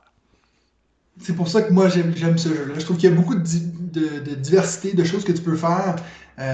Après, c'est vrai que ce que tu dis, c'est vrai que c'est vrai qu'on tourne un peu en rond des fois, mais si tu joues avec des gens qui connaissent le jeu, ils vont savoir quoi pas faire. Donc voilà. Probablement. Ensuite, ça me prenait un jeu. Moi, je suis quelqu'un qui est beaucoup sur le visuel. Ça me prenait des jeux qui vraiment qui tapent à l'œil, même si peut-être qu'il y en a qui diront qu'il est plus beau que bon. Mais j'ai mis Everdell. Everdell, qui est un jeu que c'est un de ces jeux, exemple, si tu es dans une convention ou quelque chose, dans une soirée jeu, tu passes à côté d'une table, tu vois les gens jouer à Everdell, puis tu te dis automatiquement, c'est quoi ça, je veux savoir ce que c'est. Il y a vraiment un côté qui est attirant. Puis en plus de ça, moi je trouve qu'il est très bon. Justement, dans cette même genre de sélection-là, j'ai hésité avec Wingspan. Tu vois, ce côté, un jeu qui vraiment donne envie, puis qui n'a pas une thématique hyper violente ou agressive. C'est vraiment quelque chose qui peut attirer tout le monde. Puis moi, j'ai une préférence pour Everdell personnellement. Donc, celui-là que j'ai mis là. Puis en plus, il y a de la gestion de ressources, qui est une mécanique assez connue, que j'en avais pas beaucoup pour le moment. Et puis cette idée de se construire un genre de tableau qu'on va essayer de maximiser nos points. Donc, Everdell, je sais qu'ils viennent juste de sortir apparemment une seconde run qui vient d'arriver au Québec, puis là tout le monde est en folie furieuse. Ma vidéo sur Everdell a tout d'un coup un petit pic de gens qui... Ah, il faut aller regarder. Oui, tout à fait. On remarque ça des fois hein, quand les jeux arrivent en version française. Comme là, récemment, nous autres sur notre chaîne, c'est Gloomhaven, Jaws of the Lion, les Ah bah mâchoires du oui, lion. Whoop! On dirait que la vidéo vient de se réveiller. Là. c'est clair. Everdell, Donc c'est voilà, vrai, Everdell. super beau avec l'arbre. Là, c'est totalement inutile, mais ça attire l'attention. Moi, j'ai joué des parties sans arbre, là, pour vrai. Là. Ouais, il y en a Mais beaucoup qui font. Ouais. ouais, puis j'ai trouvé bien le jeu de base. Là. C'est un bon jeu initié, justement. Pour mes goûts à moi, j'avais joué aussi avec avec 2 des extensions. Je pense qu'il y en a 3. Je trouvais Ouais. que les extensions venaient ajouter le juste assez ce qu'il me fallait là, pour être challengé. Le jeu de base, je trouve qu'il tombe un peu à plat. Mais comme tu le dis, là, je veux dire, l'objectif n'était pas de créer une ludothèque en fonction de mes goûts, mais que ça soit Ouais. bien équilibré pour tous les publics. Ben, c'est ça, parce qu'en plus, moi, je sais que surtout dans mon entourage, j'ai beaucoup de gens qui vont vite être débités si un jeu est pas beau. Tu sais, justement, avec Broom Service, j'ai bien de la misère à le sortir, mais les jeux qui sont bons, on leur pardonne beaucoup de défauts, je trouve. Et puis donc, voilà. C'est pour ça que j'ai mis Everdell. Ensuite, on va passer à mon remplaçant de Seven Wonders. Donc, pourquoi je ne l'ai pas? Mon jeu de drafting, It's a Wonderful World, qui est C'est un pas un des jeu jeux de que deck j'ai le plus building, joué ça? de ma vie, je pense. Non, j'ai dit je vais pas faire la blague, mais là, ça me suit partout. Donc, non, c'est It's a Wonderful World. Moi, j'ai toutes les extensions. J'ai acheté récemment, quand j'étais à Cannes, j'ai trouvé enfin la deuxième campagne, donc Loisirs et Décadence. Donc là, j'ai à peu près tout ce qu'il faut avoir pour ce jeu-là. J'ai un paquet de cartes presque plus haut que ma table, mais j'adore ce jeu-là. Je trouve que la mécanique de draft, c'est vrai qu'on a beaucoup plus de hasard dans le sens qu'on ne va pas passer à travers toutes les cartes. Puis ça, je sais qu'il y a beaucoup de gens, ça les énerve parce que c'est plus dur à planifier ce qu'on va faire. Mais je pense qu'il y a toujours moyen de quand même t'en sortir si tu sais jouer. Puis moi, je dis ça en sachant que je perds la majorité de mes parties. Ça veut dire que c'est pas un bon signe pour moi. Mais voilà. C'est un jeu un des rares jeux que ma femme elle va toujours accepter si je dis est-ce qu'on se fait une partie. C'est un jeu qu'on a fait au-dessus, je pense, de 80 parties pendant le confinement. On était toujours en train de jouer à ça. Donc voilà un jeu de drafting que je trouve excellent. It's a Wonderful As-tu World. joué à It's a Wonderful Kingdom? Oui, je l'ai juste derrière, là. J'ai la version Kickstarter. Et puis, moins fan. Ok. Le côté confrontation, ce que je te disais justement avec Seven Wonders Duel, je trouve que celui-là il est un peu plus rough. Tu peux vraiment te faire bousiller ta game par l'autre joueur. Il y a plusieurs modules dedans, on a juste testé une. Mais c'est vrai que j'ai bien de la misère. Les jeux de 2 joueurs, j'ai bien de la misère à les faire si ma femme, elle les aime pas. Parce que c'est rare que j'invite juste un ami pour jouer à des jeux. Fait que ça, ça scrape un peu. Jeux à 2. Ouais, c'est ça. Ensuite, un autre exemple d'un jeu qu'il fallait juste que je mette parce que c'est dans mes jeux préférés, Nidavellir, qui est un jeu, on pourrait dire que c'est unique aussi, tu as ce côté c'est pas du deck building, mais c'est du coin building où tu vas essayer de mettre tu vas avoir des pièces pour faire des enchères pour prendre des cartes dans ton jeu. Puis plus tu vas augmenter tes pièces, plus tu vas être fort dans les enchères. Donc tu as ce côté où tu vas faire un peu du building là-dessus. C'est un jeu que la première fois que j'ai joué, je trouvais ça super cool. Et puis la deuxième fois que j'ai joué, j'ai trouvé ça encore mieux. Puis à chaque fois que je joue, une fois que tu commences, tu sais que tu connais tous les héros par cœur, parce que c'est super intimidant quand tu vois tous ces héros au bout de la table, puis il faut toujours que tu te demandes ils font quoi. Fait que c'est vraiment un jeu qui est pas pour tout le monde, mais une fois que tu le connais, vraiment, je pense c'est un des rares jeux que je peux dire que je suis bon. J'ai tellement joué que si on joue à 3 joueurs, il y a des bonnes chances que je vais gagner. Donc voilà, j'en ai fait 400 parties, je pense, sur Board Game Arena. À chaque fois que j'étais dans le bus, je faisais une petite partie de Nidavellir. Il y a la première extension qui est correcte, qui est cool, si vous voulez, mais vraiment pas essentielle. À Cannes, j'ai pu tester la deuxième extension qui va sortir au mois de novembre. Donc, j'ai testé un prototype, puis vraiment, elle est vraiment cool, beaucoup plus cool que la première, selon moi. C'est un jeu que, si quelqu'un me dit, on joue un jeu à 3 joueurs maintenant, je dirais Nidavellir. Moi, là, tu as piqué mon intérêt parce que j'ai rien vu passer sur le prototype de l'extension de Nidavellir. Puis j'ai l'extension Thingvellir que je trouvais justement là, correct. Ouais. Moi, c'est le genre d'extension que j'aime. Je parle pas de son contenu, mais je parle du principe de l'extension. Là, ça rallonge pas les parties, ça les complexifie pas. Il n'y a pas beaucoup de choses nouvelles à apprendre. Si tu connais le jeu de base, l'extension s'intègre bien. Peux-tu, juste en quelques instants, nous parler un petit peu du prototype que tu as testé? Moi, en tout cas, ce que je suis d'accord avec toi pour Thingvellir, la seule chose que je trouve que la raison, si tu veux absolument l'acheter, c'est si tu joues beaucoup à 2 joueurs. Parce que Nidavellir à 2, c'est pourri. Mais avec l'extension Thingvellir, ça complexifie et ça le rend beaucoup plus attrayant. Mais oui, donc la deuxième extension qui s'appelle Idavol, c'est en fait, c'est drôle parce que c'est exactement pour ça que je l'aime, c'est que ça rend pas le jeu plus compliqué. Limite, ça le rend presque plus simple que Thingvellir, parce que Thingvellir, ça ajoute tellement de nouveaux héros que ça devient encore plus complexe pour les gens qui commencent. Mais Idavol, en fait, ce qu'ils ont fait, c'est que pour les 3 premières manches, la deuxième taverne est remplacée par une nouvelle taverne. Puis il va falloir que tu piges sur des géants, des dieux grecs, pas des dieux grecs, des dieux norse là, dans ce coin-là, puis des créatures mythiques. Puis selon laquelle tu prends, tu vas avoir des effets différents qui vont faire des combos, des affaires comme ça. Mais ça veut dire qu'une fois que tu as fini les 3 premières manches, le reste du jeu se joue comme normal. Ça veut dire que tu auras tes nouvelles cartes, oui ou non, mais c'est juste ça que ça change. Puis je trouve que c'est beaucoup plus facile à digérer que Thingvellir. Donc c'est vraiment juste une parcelle du jeu qui change. Là. C'est vraiment juste une phase du jeu. Tu disais, c'est la première manche, la deuxième taverne, puis c'est tout? Ça veut dire, c'est ça. Donc, la première manche, après, ça rallonge le jeu parce que vu que tu as plus de cartes qui vont s'ajouter, ça veut dire que tu as une manche de plus pour la première âge, si on veut, la première section. Ça veut dire que tu as 3 fois l'occasion d'aller piocher dans ces nouvelles cartes-là. Mais par contre, c'est possible que les effets vont arriver que lors de la deuxième manche, tu vois. Donc, donc c'est beaucoup moins intimidant. C'est-tu justement, vu qu'on va avoir moins de ces cartes-là dans notre tableau, c'est-tu des effets qui sont vraiment game changer? Là? C'est-tu des trucs qui vont... Oui, tu peux avoir des trucs assez... qui vont te permettre de prendre des héros plus vite ou qui vont te permettre de...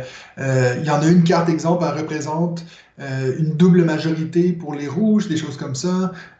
Donc, non, après, écoute, moi, j'ai fait qu'une partie, hein, donc c'est dur à dire comme ça, mais en plus, c'était le prototype. Ce que tu dis pour du cash. Non, mais moi, j'aime ce que tu dis. Je suis déjà intéressé. Ouais. Ben voilà. Il y a des bonnes chances que, aussitôt que le jeu sorte, il y a une vidéo sur ma chaîne. Fait que tu pourras regarder. On va jeter un coup d'œil. Yes. On va pas jeter la vidéo. Non, on va jeter la vidéo. Ensuite, je me disais, ça me prend un jeu Legacy. Cette idée d'avoir quelque chose qui se continue. J'ai hésité avec Clank Legacy, comme j'ai dit avant. Et puis pour finir, j'ai pris mon premier. La première fois que j'ai découvert un jeu Legacy, c'était Pandémie Legacy. Donc même si j'ai dit avant que je ne voulais pas mettre Pandémie, je vais quand même mettre la version Legacy. La première saison 1, donc, c'est la seule que j'ai fait. J'aimerais bien faire les deux autres, mais vu que je suis plus proche du groupe avec qui j'avais fait le premier, je ne sais pas si j'ai envie de refaire la saison 1. Mais voilà, donc c'est la première fois que je voyais cette idée que, oh non, cette carte-là, il faut la déchirer. Et puis là, tu regardes tout le monde autour de la table qui stresse, puis qui a la sueur froide, et puis, mais attends, ça veut dire quoi? On la met en dessous de la boîte. Je pense que tout le monde a eu fait ça, de lever le truc, le mettre en dessous de la boîte, puis jamais t'en servir de ta vie. Il y en a qui font ça, je te le confirme. Ouais. Non, moi j'ai commencé avec Clank Legacy, on a commencé à vraiment les déchirer, puis t'as toujours un petit moment de... D'ailleurs, ben, je pense que c'était ma deuxième vidéo sur les signes que t'es accro aux jeux de société. J'avais fait la blague, puis j'en ai déchiré une, puis dans les commentaires, il y a quelqu'un qui a écrit, mais genre blasphème, comment ose. Une petite parenthèse, je l'ai jamais mis sur YouTube, cette vidéo-là, mais je l'ai envoyée à des gens en privé dans des groupes quand on a joué à Clank Legacy. Justement, on recevait tellement de commentaires de gens qui disaient non, mais c'est écrit déchiré, mais en réalité, c'est pas ça. Là, parce que je pense que ça vient de Gloomhaven. Gloomhaven, Isaac Childress avait mis un dessin là, pour déchirer, puis ça avait parti tout un thread sur Board Game Geek, puis il avait été contraint là, de venir dire que il encourageait pas les gens à détruire leur jeu, puis chaque joueur faisait ce qu'il voulait, puis nanana. C'était la grosse discussion. Puis moi, en réponse à ça, j'avais pris un... comment ça s'appelle? Un truc là qui... c'est utilisé en cuisine pour couper des légumes rapidement. Il y a une lame rotative à l'intérieur qui tourne. Là. Un blender! Voilà! Et j'ai mis mes cartes de Clank Legacy à l'intérieur. J'ai parti mon malaxeur, mon blender, puis j'ai envoyé cette vidéo-là à des amis juste pour trigger, pour provoquer un petit peu. Là. Bref, moi, je suis du genre à vivre l'expérience jusqu'au bout. Je ne joue jamais un Legacy sans mon blender. C'est clair. T'sais, je pense qu'il y a des gens qui disent ouais, mais tu sais, t'as payé pour ça. Ouais, mais je paye aussi pour un cinéma, puis ils te donnent un billet que tu déchires. Je sais pas. Chaque fois que je déchire mon billet. Ouais, c'est ça. Ok, je te laisse parler de pandémie maintenant. C'est juste ça que je voulais dire. Là. Je veux dire, je pense que les gens ils connaissent. S'ils regardent cette vidéo, ils doivent savoir ce que c'est pandémie. Ben imaginez ça, mais en mode Legacy. Exact. C'est ça. Puis donc pour finir la catégorie initiée, j'ai deux jeux qu'on peut mettre un peu ensemble. C'est des roll et flip and write. J'ai hésité longtemps pour le roll and write parce que j'en ai beaucoup, puis j'en ai beaucoup des bons. Je suis super fan de Trek 12, surtout la version Amazonie, donc le deuxième qui sont sortis. Mais si je pense en termes de celui qui m'a vraiment fait plonger dans les roll and write, puis que j'ai le plus joué, ça serait Très Futé. Donc la première boîte, là j'ai aussi beaucoup fait la deuxième. La troisième, je la trouve nulle. Mais ouais, donc les deux premières, je suis super fan de Très Futé. Si vous aimez des jeux à combo, on pourrait presque dire que maintenant que c'est une mécanique, les combos, ce fait de pouvoir, si je fais ça, ça va me permettre de faire ça, qui va me permettre de faire ça, puis t'as un peu une montée en puissance comme ça. Très Futé, encore une fois, un jeu que ma femme elle a adoré, c'est ça aussi qui l'a accroché, cet effet de combo, de ça, qui fait ça, qui fait ça. D'ailleurs, récemment, à Cannes, j'ai découvert un jeu, on le voit derrière moi, là, Mille Fiori, un excellent jeu de combo si vous aimez ça. Je le plug, c'est mon 31e. C'est lui? Et puis, non, c'était pas lui que j'ai hésité. Non, parce que lui, vraiment, il est trop récent. Et puis l'autre, c'est mon meilleur flip and write. Encore une fois, un qui est assez récent, mais j'ai mis Welcome to the Moon, qui est la nouvelle version de Welcome to. Je dis pas nécessairement qu'il est meilleur, ben moi je trouve qu'il est meilleur que Welcome to, mais c'est surtout que si c'est pour mettre dans une ludothèque parfaite, je pense qu'il n'y a pas un meilleur jeu niveau qualité-prix. T'as tellement de choses dans cette boîte-là, t'as tellement d'options, c'est comme 8 jeux en un, puis c'est tout dans la même boîte. Donc c'est vraiment un excellent jeu, je veux pas trop spoiler ce qu'il y a dans la boîte, là, parce que c'est vrai que tu peux le faire un peu en mode campagne, mais disons que la première carte, c'est il faut partir de la Terre, c'est la crise, il faut partir sur la Lune, et puis donc ça va être déjà la première partie, c'est vraiment une course. C'est qui le premier qui peut décoller avec sa fusée? Puis là, le deuxième, ça devient une autre partie. Le troisième, c'est autre chose. Rendu au 8e scénario, t'es comme complètement dans un autre monde. C'est un super de bon jeu. Puis c'est un des rares jeux que j'ai fait tout seul. La campagne en solo? Ouais. Je suis pas trop un joueur de solo, mais celui-là, je sais pas, je me suis lancé là-dedans, puis j'ai adoré. Je trouvais que la façon de jouer en solo est super intéressante. C'est pas juste, hey, ça te prend plus que tant de points. Il y a vraiment une réflexion assez fun. Tout à fait. Puis comme tu disais, Moi aussi, quand j'ai fait l'exercice, je pensais à ça, Welcome to versus Welcome to the Moon. Puis tu l'as bien expliqué, le Welcome to the Moon, le fait qu'il y ait justement 8 jeux en un, le fait que tu peux décider de jouer n'importe quel scénario. Tu sais, on n'est pas obligé de faire la campagne. Là, une fois qu'on s'installe, on peut y aller en mode scénario, de dire, bon, ben, j'étais avec des gens qui connaissent déjà le principe de Welcome to. Mon scénario préféré, c'est le scénario 5. Tu sors le scénario 5, on n'a pas besoin de connaître la thématique ou quoi que ce soit autour. Tu commences avec des joueurs qui n'ont jamais joué, tu évoques le scénario 1 qui est vraiment là, comme, il n'y a même pas de pointage, il n'y a pas d'effet des cartes, on fait juste placer dans les rangées. C'est vraiment génial pour ça. Ouais. Donc, déjà fini la catégorie initiée? Yes. Donc là, c'était de loin la plus grande. Il y en avait 9, je crois. 1, 2, 3, 4, 5, 6, 7, 8, 9. Ouais. Une belle brochette. Donc, une belle brochette. Et puis ben là, on finit avec les experts. Donc, ça, j'en ai... C'est difficile, comme je disais, je suis pas quelqu'un qui fait énormément de jeux experts. J'en ai fait beaucoup, mais la majorité de mes jeux experts, je les ai fait une fois. Donc, il y a beaucoup de jeux que j'aurais de la peine à les mettre là-dedans, parce que surtout des jeux experts, il faut vraiment les avoir fait 2-3 fois pour les mettre là. Je vais commencer avec mon premier, que je sais que toi, tu es aussi un énorme fan, Teotihuacan. Donc, tu le vois, là, il est derrière moi. Là. J'ai toutes les extensions, j'ai fait énormément de parties de ce jeu-là, surtout à 2 joueurs, que je sais qu'il n'est pas nécessairement la meilleure configuration, mais moi, je trouve qu'il tourne super bien à 2. Avec ma femme, on était rendu que des parties, c'était presque 40 minutes, même pas, top chrono. Après, c'est vrai que j'ai hésité à le mettre parce que je trouve qu'il y a quand même, moi j'ai fait au-dessus de 50 parties de ce jeu-là.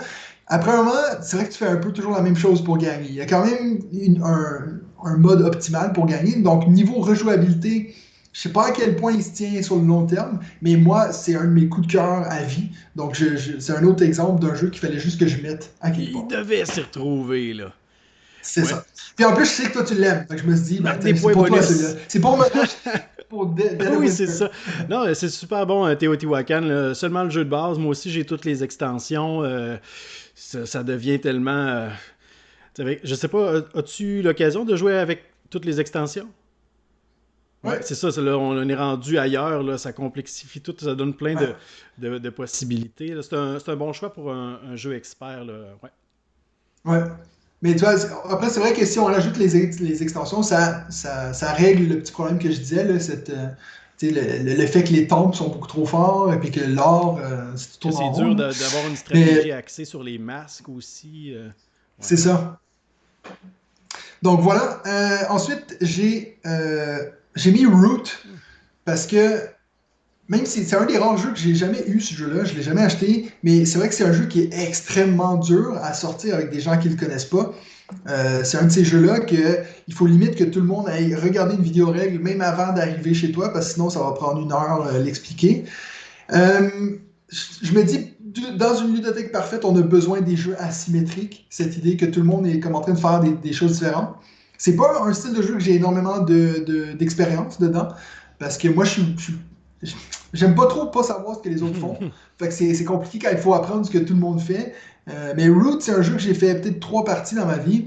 Puis à chaque fois, je me dis, si j'étais capable d'avoir un groupe dédié à ça, je serais super partant pour dire, OK, go, on s'investit vraiment à chaque mois, on fait une partie de Root pour vraiment connaître tous les personnages puis voir comment ils se jouent différemment. Mais je me dis, il fallait que je le mette là-dedans. Ouais, j'ai beaucoup aimé Root. Un peu comme toi, moi, ce qui m'a refroidi, si on veut, c'est le fait que... C'est long à expliquer, là. Oh là là! C'est long à expliquer, ça demande de l'attention de tout le monde. Puis si, justement, tout le monde ne s'informe pas, chacun de son côté... ben là, c'est difficile de structurer l'explication parce que là, ben, tu expliques les règles de base qui s'appliquent à tout le monde pour les déplacements sur le plateau, tout ça. Puis après ça, tu dis, bon, ben, pour les 10 prochaines minutes, là, je vais m'adresser juste à toi. Les autres, checkez votre cellulaire ou parlez ensemble, ça vous concerne pas. Là. Ouais. Mais en même temps... Mais en même temps, oui, ça concerne quand même. Parce que tu veux savoir que l'aigle ou les oiseaux, eux autres, ils ont une séquence. Et que si tu réussis à les faire déroger de cette séquence-là, c'est là qu'ils sont pénalisés. Fait que tu dois savoir un peu ce que tout le monde a besoin de faire, mais en termes de mécaniquement, ça ne te concerne pas. Puis je sais qu'il existe aussi plein d'extensions qui ajoutent d'autres peuples et tout ça. Là. Moi, je me suis juste limité au jeu de base. J'en avais déjà Pourquoi? jusque-là. Mais je sais qu'il y a des joueurs dédiés à Root qui ont tout de ce jeu-là, là, mais... Ouais, moi j'ai des amis qui avaient un groupe de ça, puis je trouve que c'est une super de bonne idée. Genre, je suis pas en train de dire que c'est mauvais, que ça soit difficile à expliquer. C'est normal, des fois il y a des jeux qui doivent être difficiles à expliquer. Mais donc voilà, c'est pour ça que je l'ai mis dans ma liste. C'est bon. Next, c'est un jeu que j'ai mis un peu malgré moi, parce que là, j'ai vraiment visé la mécanique Wargame, puis c'est une mécanique que je déteste. J'aime vraiment pas les wargames. J'ai jamais aimé ça. Cette idée de parce que moi j'ai plus de petits bonhommes que toi, je vais venir sur ta case, on va rouler des dés. J'ai toujours détesté ça. Puis pourtant j'en ai essayé plein. Ça a jamais croché. Le seul, puis vous allez me dire c'est pas du tout un wargame, mais je le mets quand même là, c'est ma liste, c'est moi qui décide. Scythe. Je me suis dit, vas-tu vraiment dire Scythe? C'est pas vraiment un wargame, mais il y a quand même l'élément wargame qui est là. Donc, c'est comme un mini 4X Scythe. Puis, je le mets surtout presque. Ouais, c'est peut-être presque un choix qui est dans mon cœur, mais c'est parce que c'est vraiment un jeu qui m'a fait rentrer dans le hobby. Les premières fois que j'ai vu ce jeu-là, tu sais, encore une fois, quand je disais cette idée que la présence sur la table, ben, Scythe, les dessins, c'est un des les jeux les mieux illustrés au monde. D'ailleurs, le gars qui a fait les illustrations, c'est un vrai peintre polonais. J'ai envie d'acheter des toiles de lui tellement que j'aime ce qu'il fait. Là. Ouais. Donc, voilà. C'est pour ça que je dis, il y a l'élément wargame, je pense que c'est pour ça que tu ris, parce que tu peux faire une partie complète de Scythe sans qu'il y ait de bataille, sans qu'il y ait de combat, mais c'est justement la présence de l'éventuel combat, tu sais. C'est un peu cette guerre froide entre les gens qui, donc, voilà, c'est le plus proche que je suis arrivé à mettre un wargame dans une ludothèque. Ok, c'est bon, parce que comme je l'ai dit tantôt, depuis tout à l'heure, j'essaie de voir c'est quoi les mécanismes ou les styles que tu n'as pas intégrés. Bon, celui-là, c'est ça. On flirte un peu avec la frontière du wargame, là, mais c'est bon. Clair. Mais comme je te dis, je saurais même pas quoi mettre d'autre parce qu'il n'y en a aucun que j'aime. Donc voilà. J'en ai fait plusieurs. Récemment, j'ai fait Steam Watchers, qui est aussi un jeu de guerre, Dust. J'en ai fait plein, puis j'aime jamais ça. Donc voilà. Moi non plus, j'ai de la difficulté à trouver un vrai wargame. Souvent, ça va être ceux, justement, comme tu dis, qui ont possibilité de... Là, ouais. comme, je pense à Clash of Cultures ici. Là, c'est pas un vrai wargame, mais tu as la possibilité de dire, OK, je m'en vais militaire, conquérant. Il y a cette possibilité-là. Là. Ouais. Donc, en tout cas, c'est pour ça que je l'ai mis là. Il m'en reste encore 5. Gloomhaven, Jaws of the Lion. Je me disais, ça prend un genre de dungeon crawl. Tu l'as nommé. Donc, voilà. Tu pensais que j'en avais pas? Ou... Ouais, mais là, j'ai des mécanismes en tête que je me dis, OK, ça, il en a pas encore parlé, ça. Bonne chance, hein, parce que je te jure, je pense que je les ai toutes. Donc, Jaws of the Lion, moi, j'ai pas joué au Gloomhaven de base, le gros jeu, je t'avoue que ça m'intimidait tellement. Et puis, quand j'ai compris le principe de ce Jaws of the Lion, nous, on l'avait acheté en anglais, donc ça fait quand même longtemps qu'on l'a commencé. On l'a fini récemment avec mon groupe. Et puis, j'avoue, au niveau de l'histoire, c'est peut-être pas le truc le plus wow au monde, mais la mécanique de jeu est tellement ingénieuse. Cette idée de on va pas rouler des dés. C'est souvent ça le problème avec ces fameux dungeon crawl. Puis là, c'est vraiment, tu as un deck de cartes, puis tu vas toujours faire des choix qui sont assez difficiles à faire, de dire est-ce que je prends l'action du haut, l'action du bas sur ma carte. Et puis c'est un des rares jeux vraiment coopératifs où le nombre de fois où, exemple, c'est pas mon personnage nécessairement qui a sauvé la partie, c'est l'autre. Et puis tous les personnages sont vraiment importants dans leur propre façon. Donc, c'est un jeu que j'ai adoré l'expérience. Puis depuis ce temps-là, on a un peu parti un groupe où on se fait des jeux en campagne comme ça. C'est justement avec eux maintenant qu'on fait Clank Legacy. Okay. Puis j'ai tellement hâte de recevoir la grosse boîte de Frosthaven qui va prendre la moitié de ma ludothèque. Mais je suis comme ça, là, comme un enfant à Noël. Puis, tu parlais du jeu de base de Gloomhaven. Nous, moi et le groupe dans lequel on avait commencé la campagne de Gloomhaven, le jeu de base...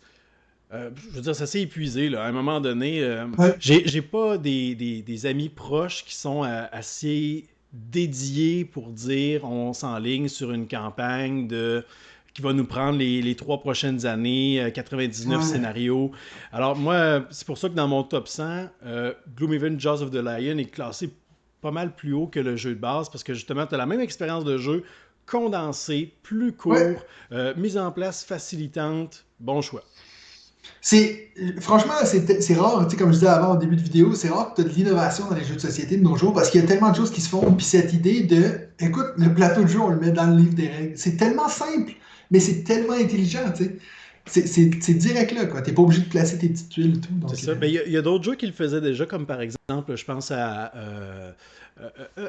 C'est quoi le jeu? Histoire de jouets. De peluche? Histoire de jouets, on est ailleurs. Là. Histoire de peluche. Ouais. Il y avait justement ce mécanisme-là, puis les jeux avant. Mais là, ce que je trouve intéressant, c'est justement de dire hey, on a le gros jeu avec plein de tuiles, puis là, on simplifie ça. Là. On y va un petit peu plus facilitant, là, comme tu dis. Ouais. Puis c'est drôle parce que je commence à me rendre compte qu'il y a une petite mode dans le monde des jeux maintenant, c'est de prendre des gros jeux compliqués et puis de les rendre plus simples. Tu sais, c'est la même chose avec Seven Wonders, avec Gloomhaven. Est-ce qu'on va en voir d'autres, peut-être Teotihuacan Light? Je sais pas. Il y a Founders of Teotihuacan qui arrive bientôt, Tu vois? qui est une version placement de tuiles très simplifiée. Mais moi, je pense que le meilleur exemple, on déroge un petit peu de la discussion, mais c'est pas grave, c'est Arkwright. Arkwright, c'est un jeu économique qui va prendre 4 heures avec des compagnies à gérer. C'est vraiment un gros jeu. Et là, récemment, je pense qu'il y a 1 an ou 1 an et demi, ils ont fait un Kickstarter pour Arkwright, le jeu de cartes, qui reprend un peu le même principe, là, mais simplifié à fond. Là. Fait que oui, il y a cette mode-là, si on veut, de dire on simplifie les jeux. Puis c'est rare que j'ai vu l'inverse. C'est rare que j'ai vu, je sais pas, là, nomme-moi un jeu simple. Qui a fait caca? Qui a fait caca, le jeu Euro qui dure 3h30 avec la gestion de ressources et tout. Je pense que c'est plus facile d'accrocher les gens en disant regarde, t'aimais ça? C'est moins long que de dire t'aimais ça, mais là on va te le rendre plus compliqué. Oui, c'est vrai, exactement. Tout à fait. Je te laisse continuer. Un autre jeu qui a fait exactement ce que je suis en train de dire, tu vois, le petit parallèle que je suis en train de faire est parfait. Terraforming Mars, qui est un jeu qui maintenant a une version jeu de cartes qui est plus simple, que j'ai pas testé, mais apparemment Ares Expedition, c'est un peu ça. Ça, c'est justement quand je te disais que je pense que tout le monde va avoir Seven Wonders Duel sur leur liste. Je pense qu'il y en a aussi pas mal qui vont avoir Terraforming Mars sur leurs 30 jeux à avoir dans une bibliothèque. Puis pourtant, moi, je suis pas le plus grand fan ever de ce jeu-là. Parce que de un, comme je vous l'ai dit avant, moi je suis quelqu'un qui est super axé sur le visuel, puis ce jeu-là est tellement pas beau. Mais c'est vrai qu'à chaque fois que je fais une partie de ce jeu-là, je me dis c'est vrai qu'il est vraiment bon. Puis c'est vrai qu'il y a tellement de possibilités. Puis c'est vrai que ça se joue jusqu'à la dernière seconde. Donc c'est pour ça que je suis très excité de voir ce fameux Ark Nova que tout le monde dit est le nouveau Terraforming Mars. J'ai très hâte de voir. Je sais pas si tu as eu une chance de le tester, toi. Pas du tout. Au Québec, il n'est pas arrivé. On n'a pas eu de copie en primeur ou quoi que ce soit non plus. Je suis très excité aussi. Probablement pas autant que Sylvain. Mais oui, moi aussi, je dirais que j'ai baissé un peu mes attentes pour me laisser être impressionné par le jeu plutôt que par mes propres attentes. Non, mais tu sais, quand t'entends Tom Vassell, qui est grand fan de Terraforming Mars depuis des années, qui dit je pense que je vais jeter ma boîte de Terraforming Mars depuis que je joue à Ark Nova, t'es genre. Oui, c'est ça. C'est ça. J'ai bien hâte de voir, je suis très curieux. Donc voilà. Et puis, on reste dans l'été. Un jeu que t'as juste en arrière de ta tête, Trickerion. Oh, ben oui. Yes. Donc, je me disais, ça me prend du placement d'ouvriers. J'ai hésité longtemps avec Viticulture, mais le truc avec Viticulture, c'est que je l'aurais mis plus initié, je pense, parce que je sais pas, c'est peut-être moi qui ai trop joué à des jeux maintenant, mais c'est vrai que je trouve qu'il est plus facile à expliquer que Trickerion. Et puis, j'en avais déjà trop dans initié. Moi, franchement, j'adore les jeux de placement d'ouvriers. J'aurais pu avoir une liste de 30 jeux de placement d'ouvriers, mais Trickerion, je sais pas, il y a quelque chose avec ce jeu-là qui n'ont pas les autres, puis je sais même pas comment le décrire, mais je pense que la thématique en fait beaucoup. J'adore le côté un peu magicien. Je ne serais pas le premier à dire que ça me fait penser à le Prestige, mais c'est un jeu où, je sais pas, quand tu montres ce jeu-là aux gens, il y a un petit côté d'émerveillement que tu n'as pas avec, exemple, un Anachronie qui est tout aussi bon. Mais donc c'est pour ça que je me suis dit, dans une ludothèque parfaite, ça te prend un jeu qui te fait un peu le wow de OK, c'est compliqué, mais il y a tellement de choses qu'on peut faire dans ce jeu-là. En plus de ça, t'as la mini-extension, comme il l'appelle, le fait de retourner le plateau puis que c'est un peu plus complexe. Mon ami Benji du podcast a justement acheté maintenant la Big Box, puis il y a toutes les extensions dedans. Quand tu vois ce jeu-là, c'est une merveille. C'est vraiment une pépite, ce jeu-là. Et puis j'ai hâte de voir ce que toi t'en penses, parce que si tu l'as dans ta petite ludothèque derrière toi, c'est que tu dois être aussi assez Non, fan. c'est de la merde. Non. Hey, non, Tantôt, tu disais, je parle de ce jeu-là, j'ai envie d'y jouer. Moi, à chaque fois que je parle de Trickerion, j'ai envie d'y jouer, puis j'y joue. C'est vraiment... Teotihuacan, je l'adore, là, mais je dirais que Trickerion, là, Ouais, c'est... je sais- C'est comme tu as dit, il y a quelque chose dans le jeu, tu sais, c'est tous des mécanismes qu'on connaît, c'est du placement d'ouvriers, ouais, puis quand j'en parle, on dirait que je me dis, coudonc, c'est quoi que j'aime tant dans ce jeu-là? Parce que, mais on ouais, dirait que c'est comme l'ensemble de tous les petits morceaux qui font, tu sais, moi, l'aspect de ouais, planification, là, avec les cartes que tu mets, là, puis là, qu'on dévoile, puis là, ouais, ok, que je vais au théâtre réserver ma place en premier, ou je vais chercher ma ressource que j'ai absolument besoin en premier. ouais. Le petit module de plus qui rajoute là, l'allée sombre, où est-ce que là, L'allée sombre. je peux aller chercher des nouvelles cartes de planification, puis en plus, quand je vais la jouer, je vais avoir un pouvoir. Le Ouais, fait de planifier, moi, ce que j'aime, j'en ai parlé justement, je pense, dans mon top 100, c'est que faut que tu prévois un peu tes choses à l'envers, de dire, OK, dans 3 manches, je veux présenter ouais, ce tour de magie-là.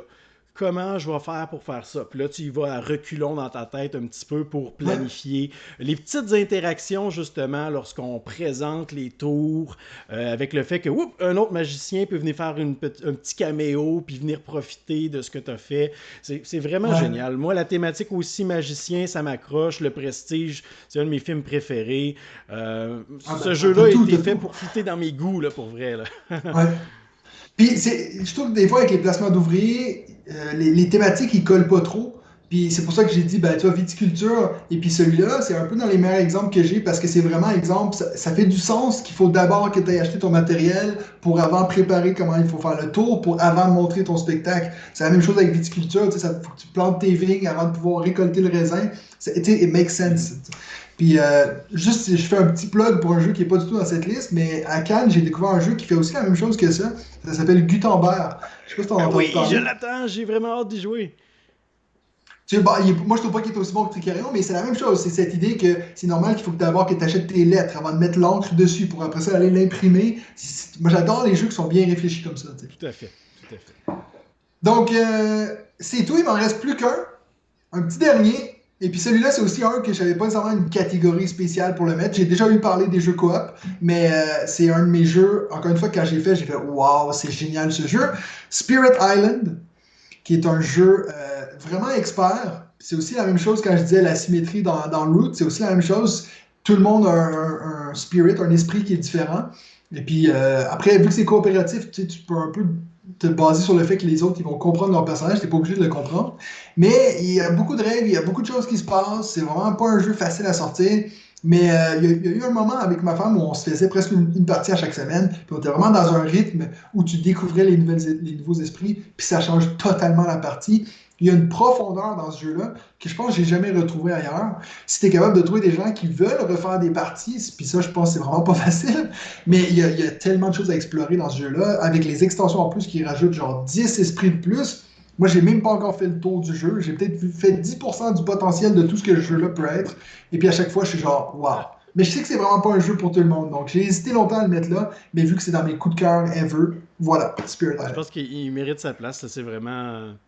Bon, tu l'as bien expliqué, là. La symétrie, la thématique, moi je trouve ça cool de dire, hey là, tu joues pas là, Ouais, les colons qui débarquent les dans colons. un nouveau territoire, puis là, ok, faut asservir tout le monde, Non, non, là, tu joues ceux-là qui sont sur l'île, là, qui font face à une Ouais. invasion, si on veut, là, juste ça, là, quand le jeu est sorti, j'étais déjà vendu. Euh, tous les mécanismes de jeu, les différents esprits, tout ça. Moi, je sais qu'il Ils existe sont des tellement extensions. différents. Je veux rien savoir des Ouais, extensions, là. ouais, c'est clair. T'en as pas besoin. Mais c'est vrai qu'ils sont tellement différents. Puis ça fait encore une fois, thématiquement, ça fait du sens. Si t'es l'océan, tu vas avoir des actions qui vont être plus fortes, après ça moins fortes. Tu sais, vraiment, c'est un bijou ce jeu-là. Donc si vous le connaissez pas, puis vous voulez un bon jeu complexe, hein, c'est vraiment pas facile. Mais il est C'est excellent. dur à gagner, puis c'est dur à maîtriser, puis à expliquer aussi, je dirais. Mais oui, Ouais. il Ouais, fait bien dans ta catégorie. j'ai Ouais, j'ai acheté, moi, pour m'aider à l'expliquer, j'ai acheté l'application, donc le jeu en ligne. Comme ça, j'ai fait 3-4 parties tout seul, puis que je voyais tout ce que je faisais faux. Puis là, maintenant, je suis meilleur à l'expliquer. Donc, si jamais vous voulez un petit coup de main. Bonne stratégie. Ou jouer avec Mathieu. Il va pouvoir vous... Oui, exact. Pourquoi pas? Hey, c'est la fin de ta présentation. Ouais. Alors là, je sais pas. Est-ce que tu veux savoir Vas-y. Tu veux savoir mon 31? Ah ben oui, c'est vrai, le 31e jeu. Ben, parce que là, ça fait quand même quelques fois là, que tu plugues des petits jeux ici à gauche et à droite. Ouais. On doit être rendu à 45. Mais c'est pas des jeux que j'aurais mis nécessairement dans la liste. Mais en tout cas, celui que j'ai hésité ce matin longtemps, je me suis dit, j'ai pas vraiment un bon jeu solo. Ça, c'est une mécanique que j'ai un peu... Bon, je sais pas si on pourrait dire que c'est une mécanique. Moi, j'aime pas jouer tout seul, mais un des meilleurs jeux, puis je me suis dit, je pourrais aussi le plugger pour le narratif, c'était Tainted Grail, qui est un jeu que j'ai fait... Je sais que c'est pas un jeu qui est que solo, mais je pense qu'il est beaucoup mieux tout seul, parce qu'il faut quand même... Il y a beaucoup de texte, hein, tu disais, avec Clank Legacy. Mais en tout cas, celui-là, j'ai hésité longtemps à le mettre, mais ça change pas le fait que il y en a aucun que j'étais capable d'enlever. Donc voilà. Si j'en avais un 31e, je mettrais Tainted Grail. Si j'avais le droit de tricher, je mettrais Tainted Grail. Mais j'ai pas le droit, parce que je sais, comme toi, on est les deux profs, on n'aime pas les gens qui trichent. Non, c'est ça. Fait que pour me venger, je le ferai même pas apparaître en bas de la vidéo. C'est ça. Ça va avoir récompensé ceux-là qui vont avoir vraiment écouté. Exact. Et hey, là, tu m'as quand même étonné là, avec tous tes mécanismes intégrés. Là. Je veux faire un petit retour rapide. Est-ce que tu as parlé d'un jeu de déduction? Awkward Guess? Oui. Ouais. Hein? Ouais. OK. Awkward Guess, ou on pourrait même dire Avalon. Oui. C'est plus les identités cachées. C'est un jeu avec une rondelle. Les rondelles d'opportunité qu'on se déplace un petit peu à la Glenmore ou à la Great Western Trail? Non. Je pense pas, hein? Mais c'est pas une mécanique, ça. Ben, oui. C'est super précis ton truc. Dans Glenmore, c'est le mécanisme principal. Là. Mais je comprends pas ce que tu veux dire. Tu tournes en rond? Est-ce que tu connais Glenmore? Non. Glenmore, la rondelle va être un peu comme le... Il y a une espèce de piste. Puis chaque emplacement de la piste va être une action. Et à ton tour, c'est le dernier joueur qui est sur la piste qui prend son personnage et il peut avancer le nombre de cases qu'il veut. Fait que, ou le bien et le mal, entre autres. Donc là, tu vas avancer, puis là, tu vas aller sélectionner une action qui est libre, tu vas effectuer ton action, puis là, après ça, le dernier... Fait que tu peux décider de passer le 10 cases, puis aller là. Mais là, après ça, le dernier joueur, lui, pourrait décider de faire des tout petits bonds. Poup, je fais mon action. Poup, ah ouais, comme dans Patchwork, par exemple. Oui, comme Patchwork, sauf que là, c'est toutes des actions différentes. Le mécanisme est plus comme... Comment tu vas sélectionner ton action. C'est un mécanisme de jeu, là, essaye pas. OK. Bon, en tout cas, moi, je le connais pas, c'est pour ça qu'il était pas sur ma liste. C'est bon. Puis, il y en avait un autre que je me suis dit, en as-tu parlé? Ah non, je pense que tu en as parlé avec... Non, je pense que tu en as... J'ai même des jeux de mots, j'ai des jeux de mimes, j'ai des jeux d'identité cachée. OK, on va faire quelque chose, là. Si vous écoutez cette vidéo-là et que vous avez en tête là, un mécanisme de jeu que Mathieu n'a pas mentionné, écrivez-nous ça dans les commentaires. Mathieu va aller lire ça puis il va se rendre compte là tout ce qu'il a manqué. Je vais aller me défendre. Oui, il va dire se non, défendre. mais ça, il y en avait un. C'est bon. Alors, si vous voulez participer à la joute écrite entre Mathieu et les différents auditeurs, allez consulter la section commentaires. Je suis sûr que ça va être délicieux. Hey Mathieu, merci pour d'avoir relevé le défi. Merci de ton temps aussi. Je pense que je vais probablement, là, je ne sais pas encore, je n'ai pas fait le montage là, de quoi que ce soit, mais probablement que cette vidéo-là va se terminer avec la ludothèque que tu as construite, avec tous les jeux, les différentes catégories, pour que les gens puissent avoir un aperçu rapide de la ludothèque que tu as construite. Puis, je pense qu'on a donné beaucoup de jus aux gens pour lancer des discussions justement dans les commentaires. Moi, j'invite tout le monde à aller faire un tour sur la chaîne de Mathieu, sur On Joue Dessus, puis à laisser vos feedbacks sur les choix de Mathieu aussi. Puis, je te laisse le mot de la fin, Mathieu. Si tu as quelque chose un défi à lancer aux auditeurs, une invitation ou quoi que ce soit, je te laisse la parole. Ben, écoute, je voulais juste dire que c'était une super initiative. Je pense que je te l'ai d'ailleurs écrit quand tu m'as écrit ça. C'est le genre de choses où je me dis, ça c'est tellement une bonne idée. Parce que tu sais, moi j'ai vraiment hâte de voir ce que les autres personnes auront mis dans leur jeu, lesquels j'aurai en commun. J'ai surtout aussi hâte de voir les gens dans les commentaires qui vont me dire, mais franchement, t'as mis 2 jeux avec des cacas dans ta bibliothèque parfaite. En tout cas, donc merci beaucoup à JP puis l'école du jeu. Je trouve que c'est une super de bonne initiative. Et puis, je suis honoré d'avoir fait partie de vos invités. Ben, l'honneur est sur toi. C'est toi qui as accepté l'invitation. Je suis très heureux de ça. Puis, je vais le préciser là, dans tous les épisodes, mais probablement que je vais conclure cette mini-série avec un récapitulatif des jeux qui auront été mentionnés le plus souvent pour avoir là, une espèce d'aperçu global. Je pense que ça serait intéressant.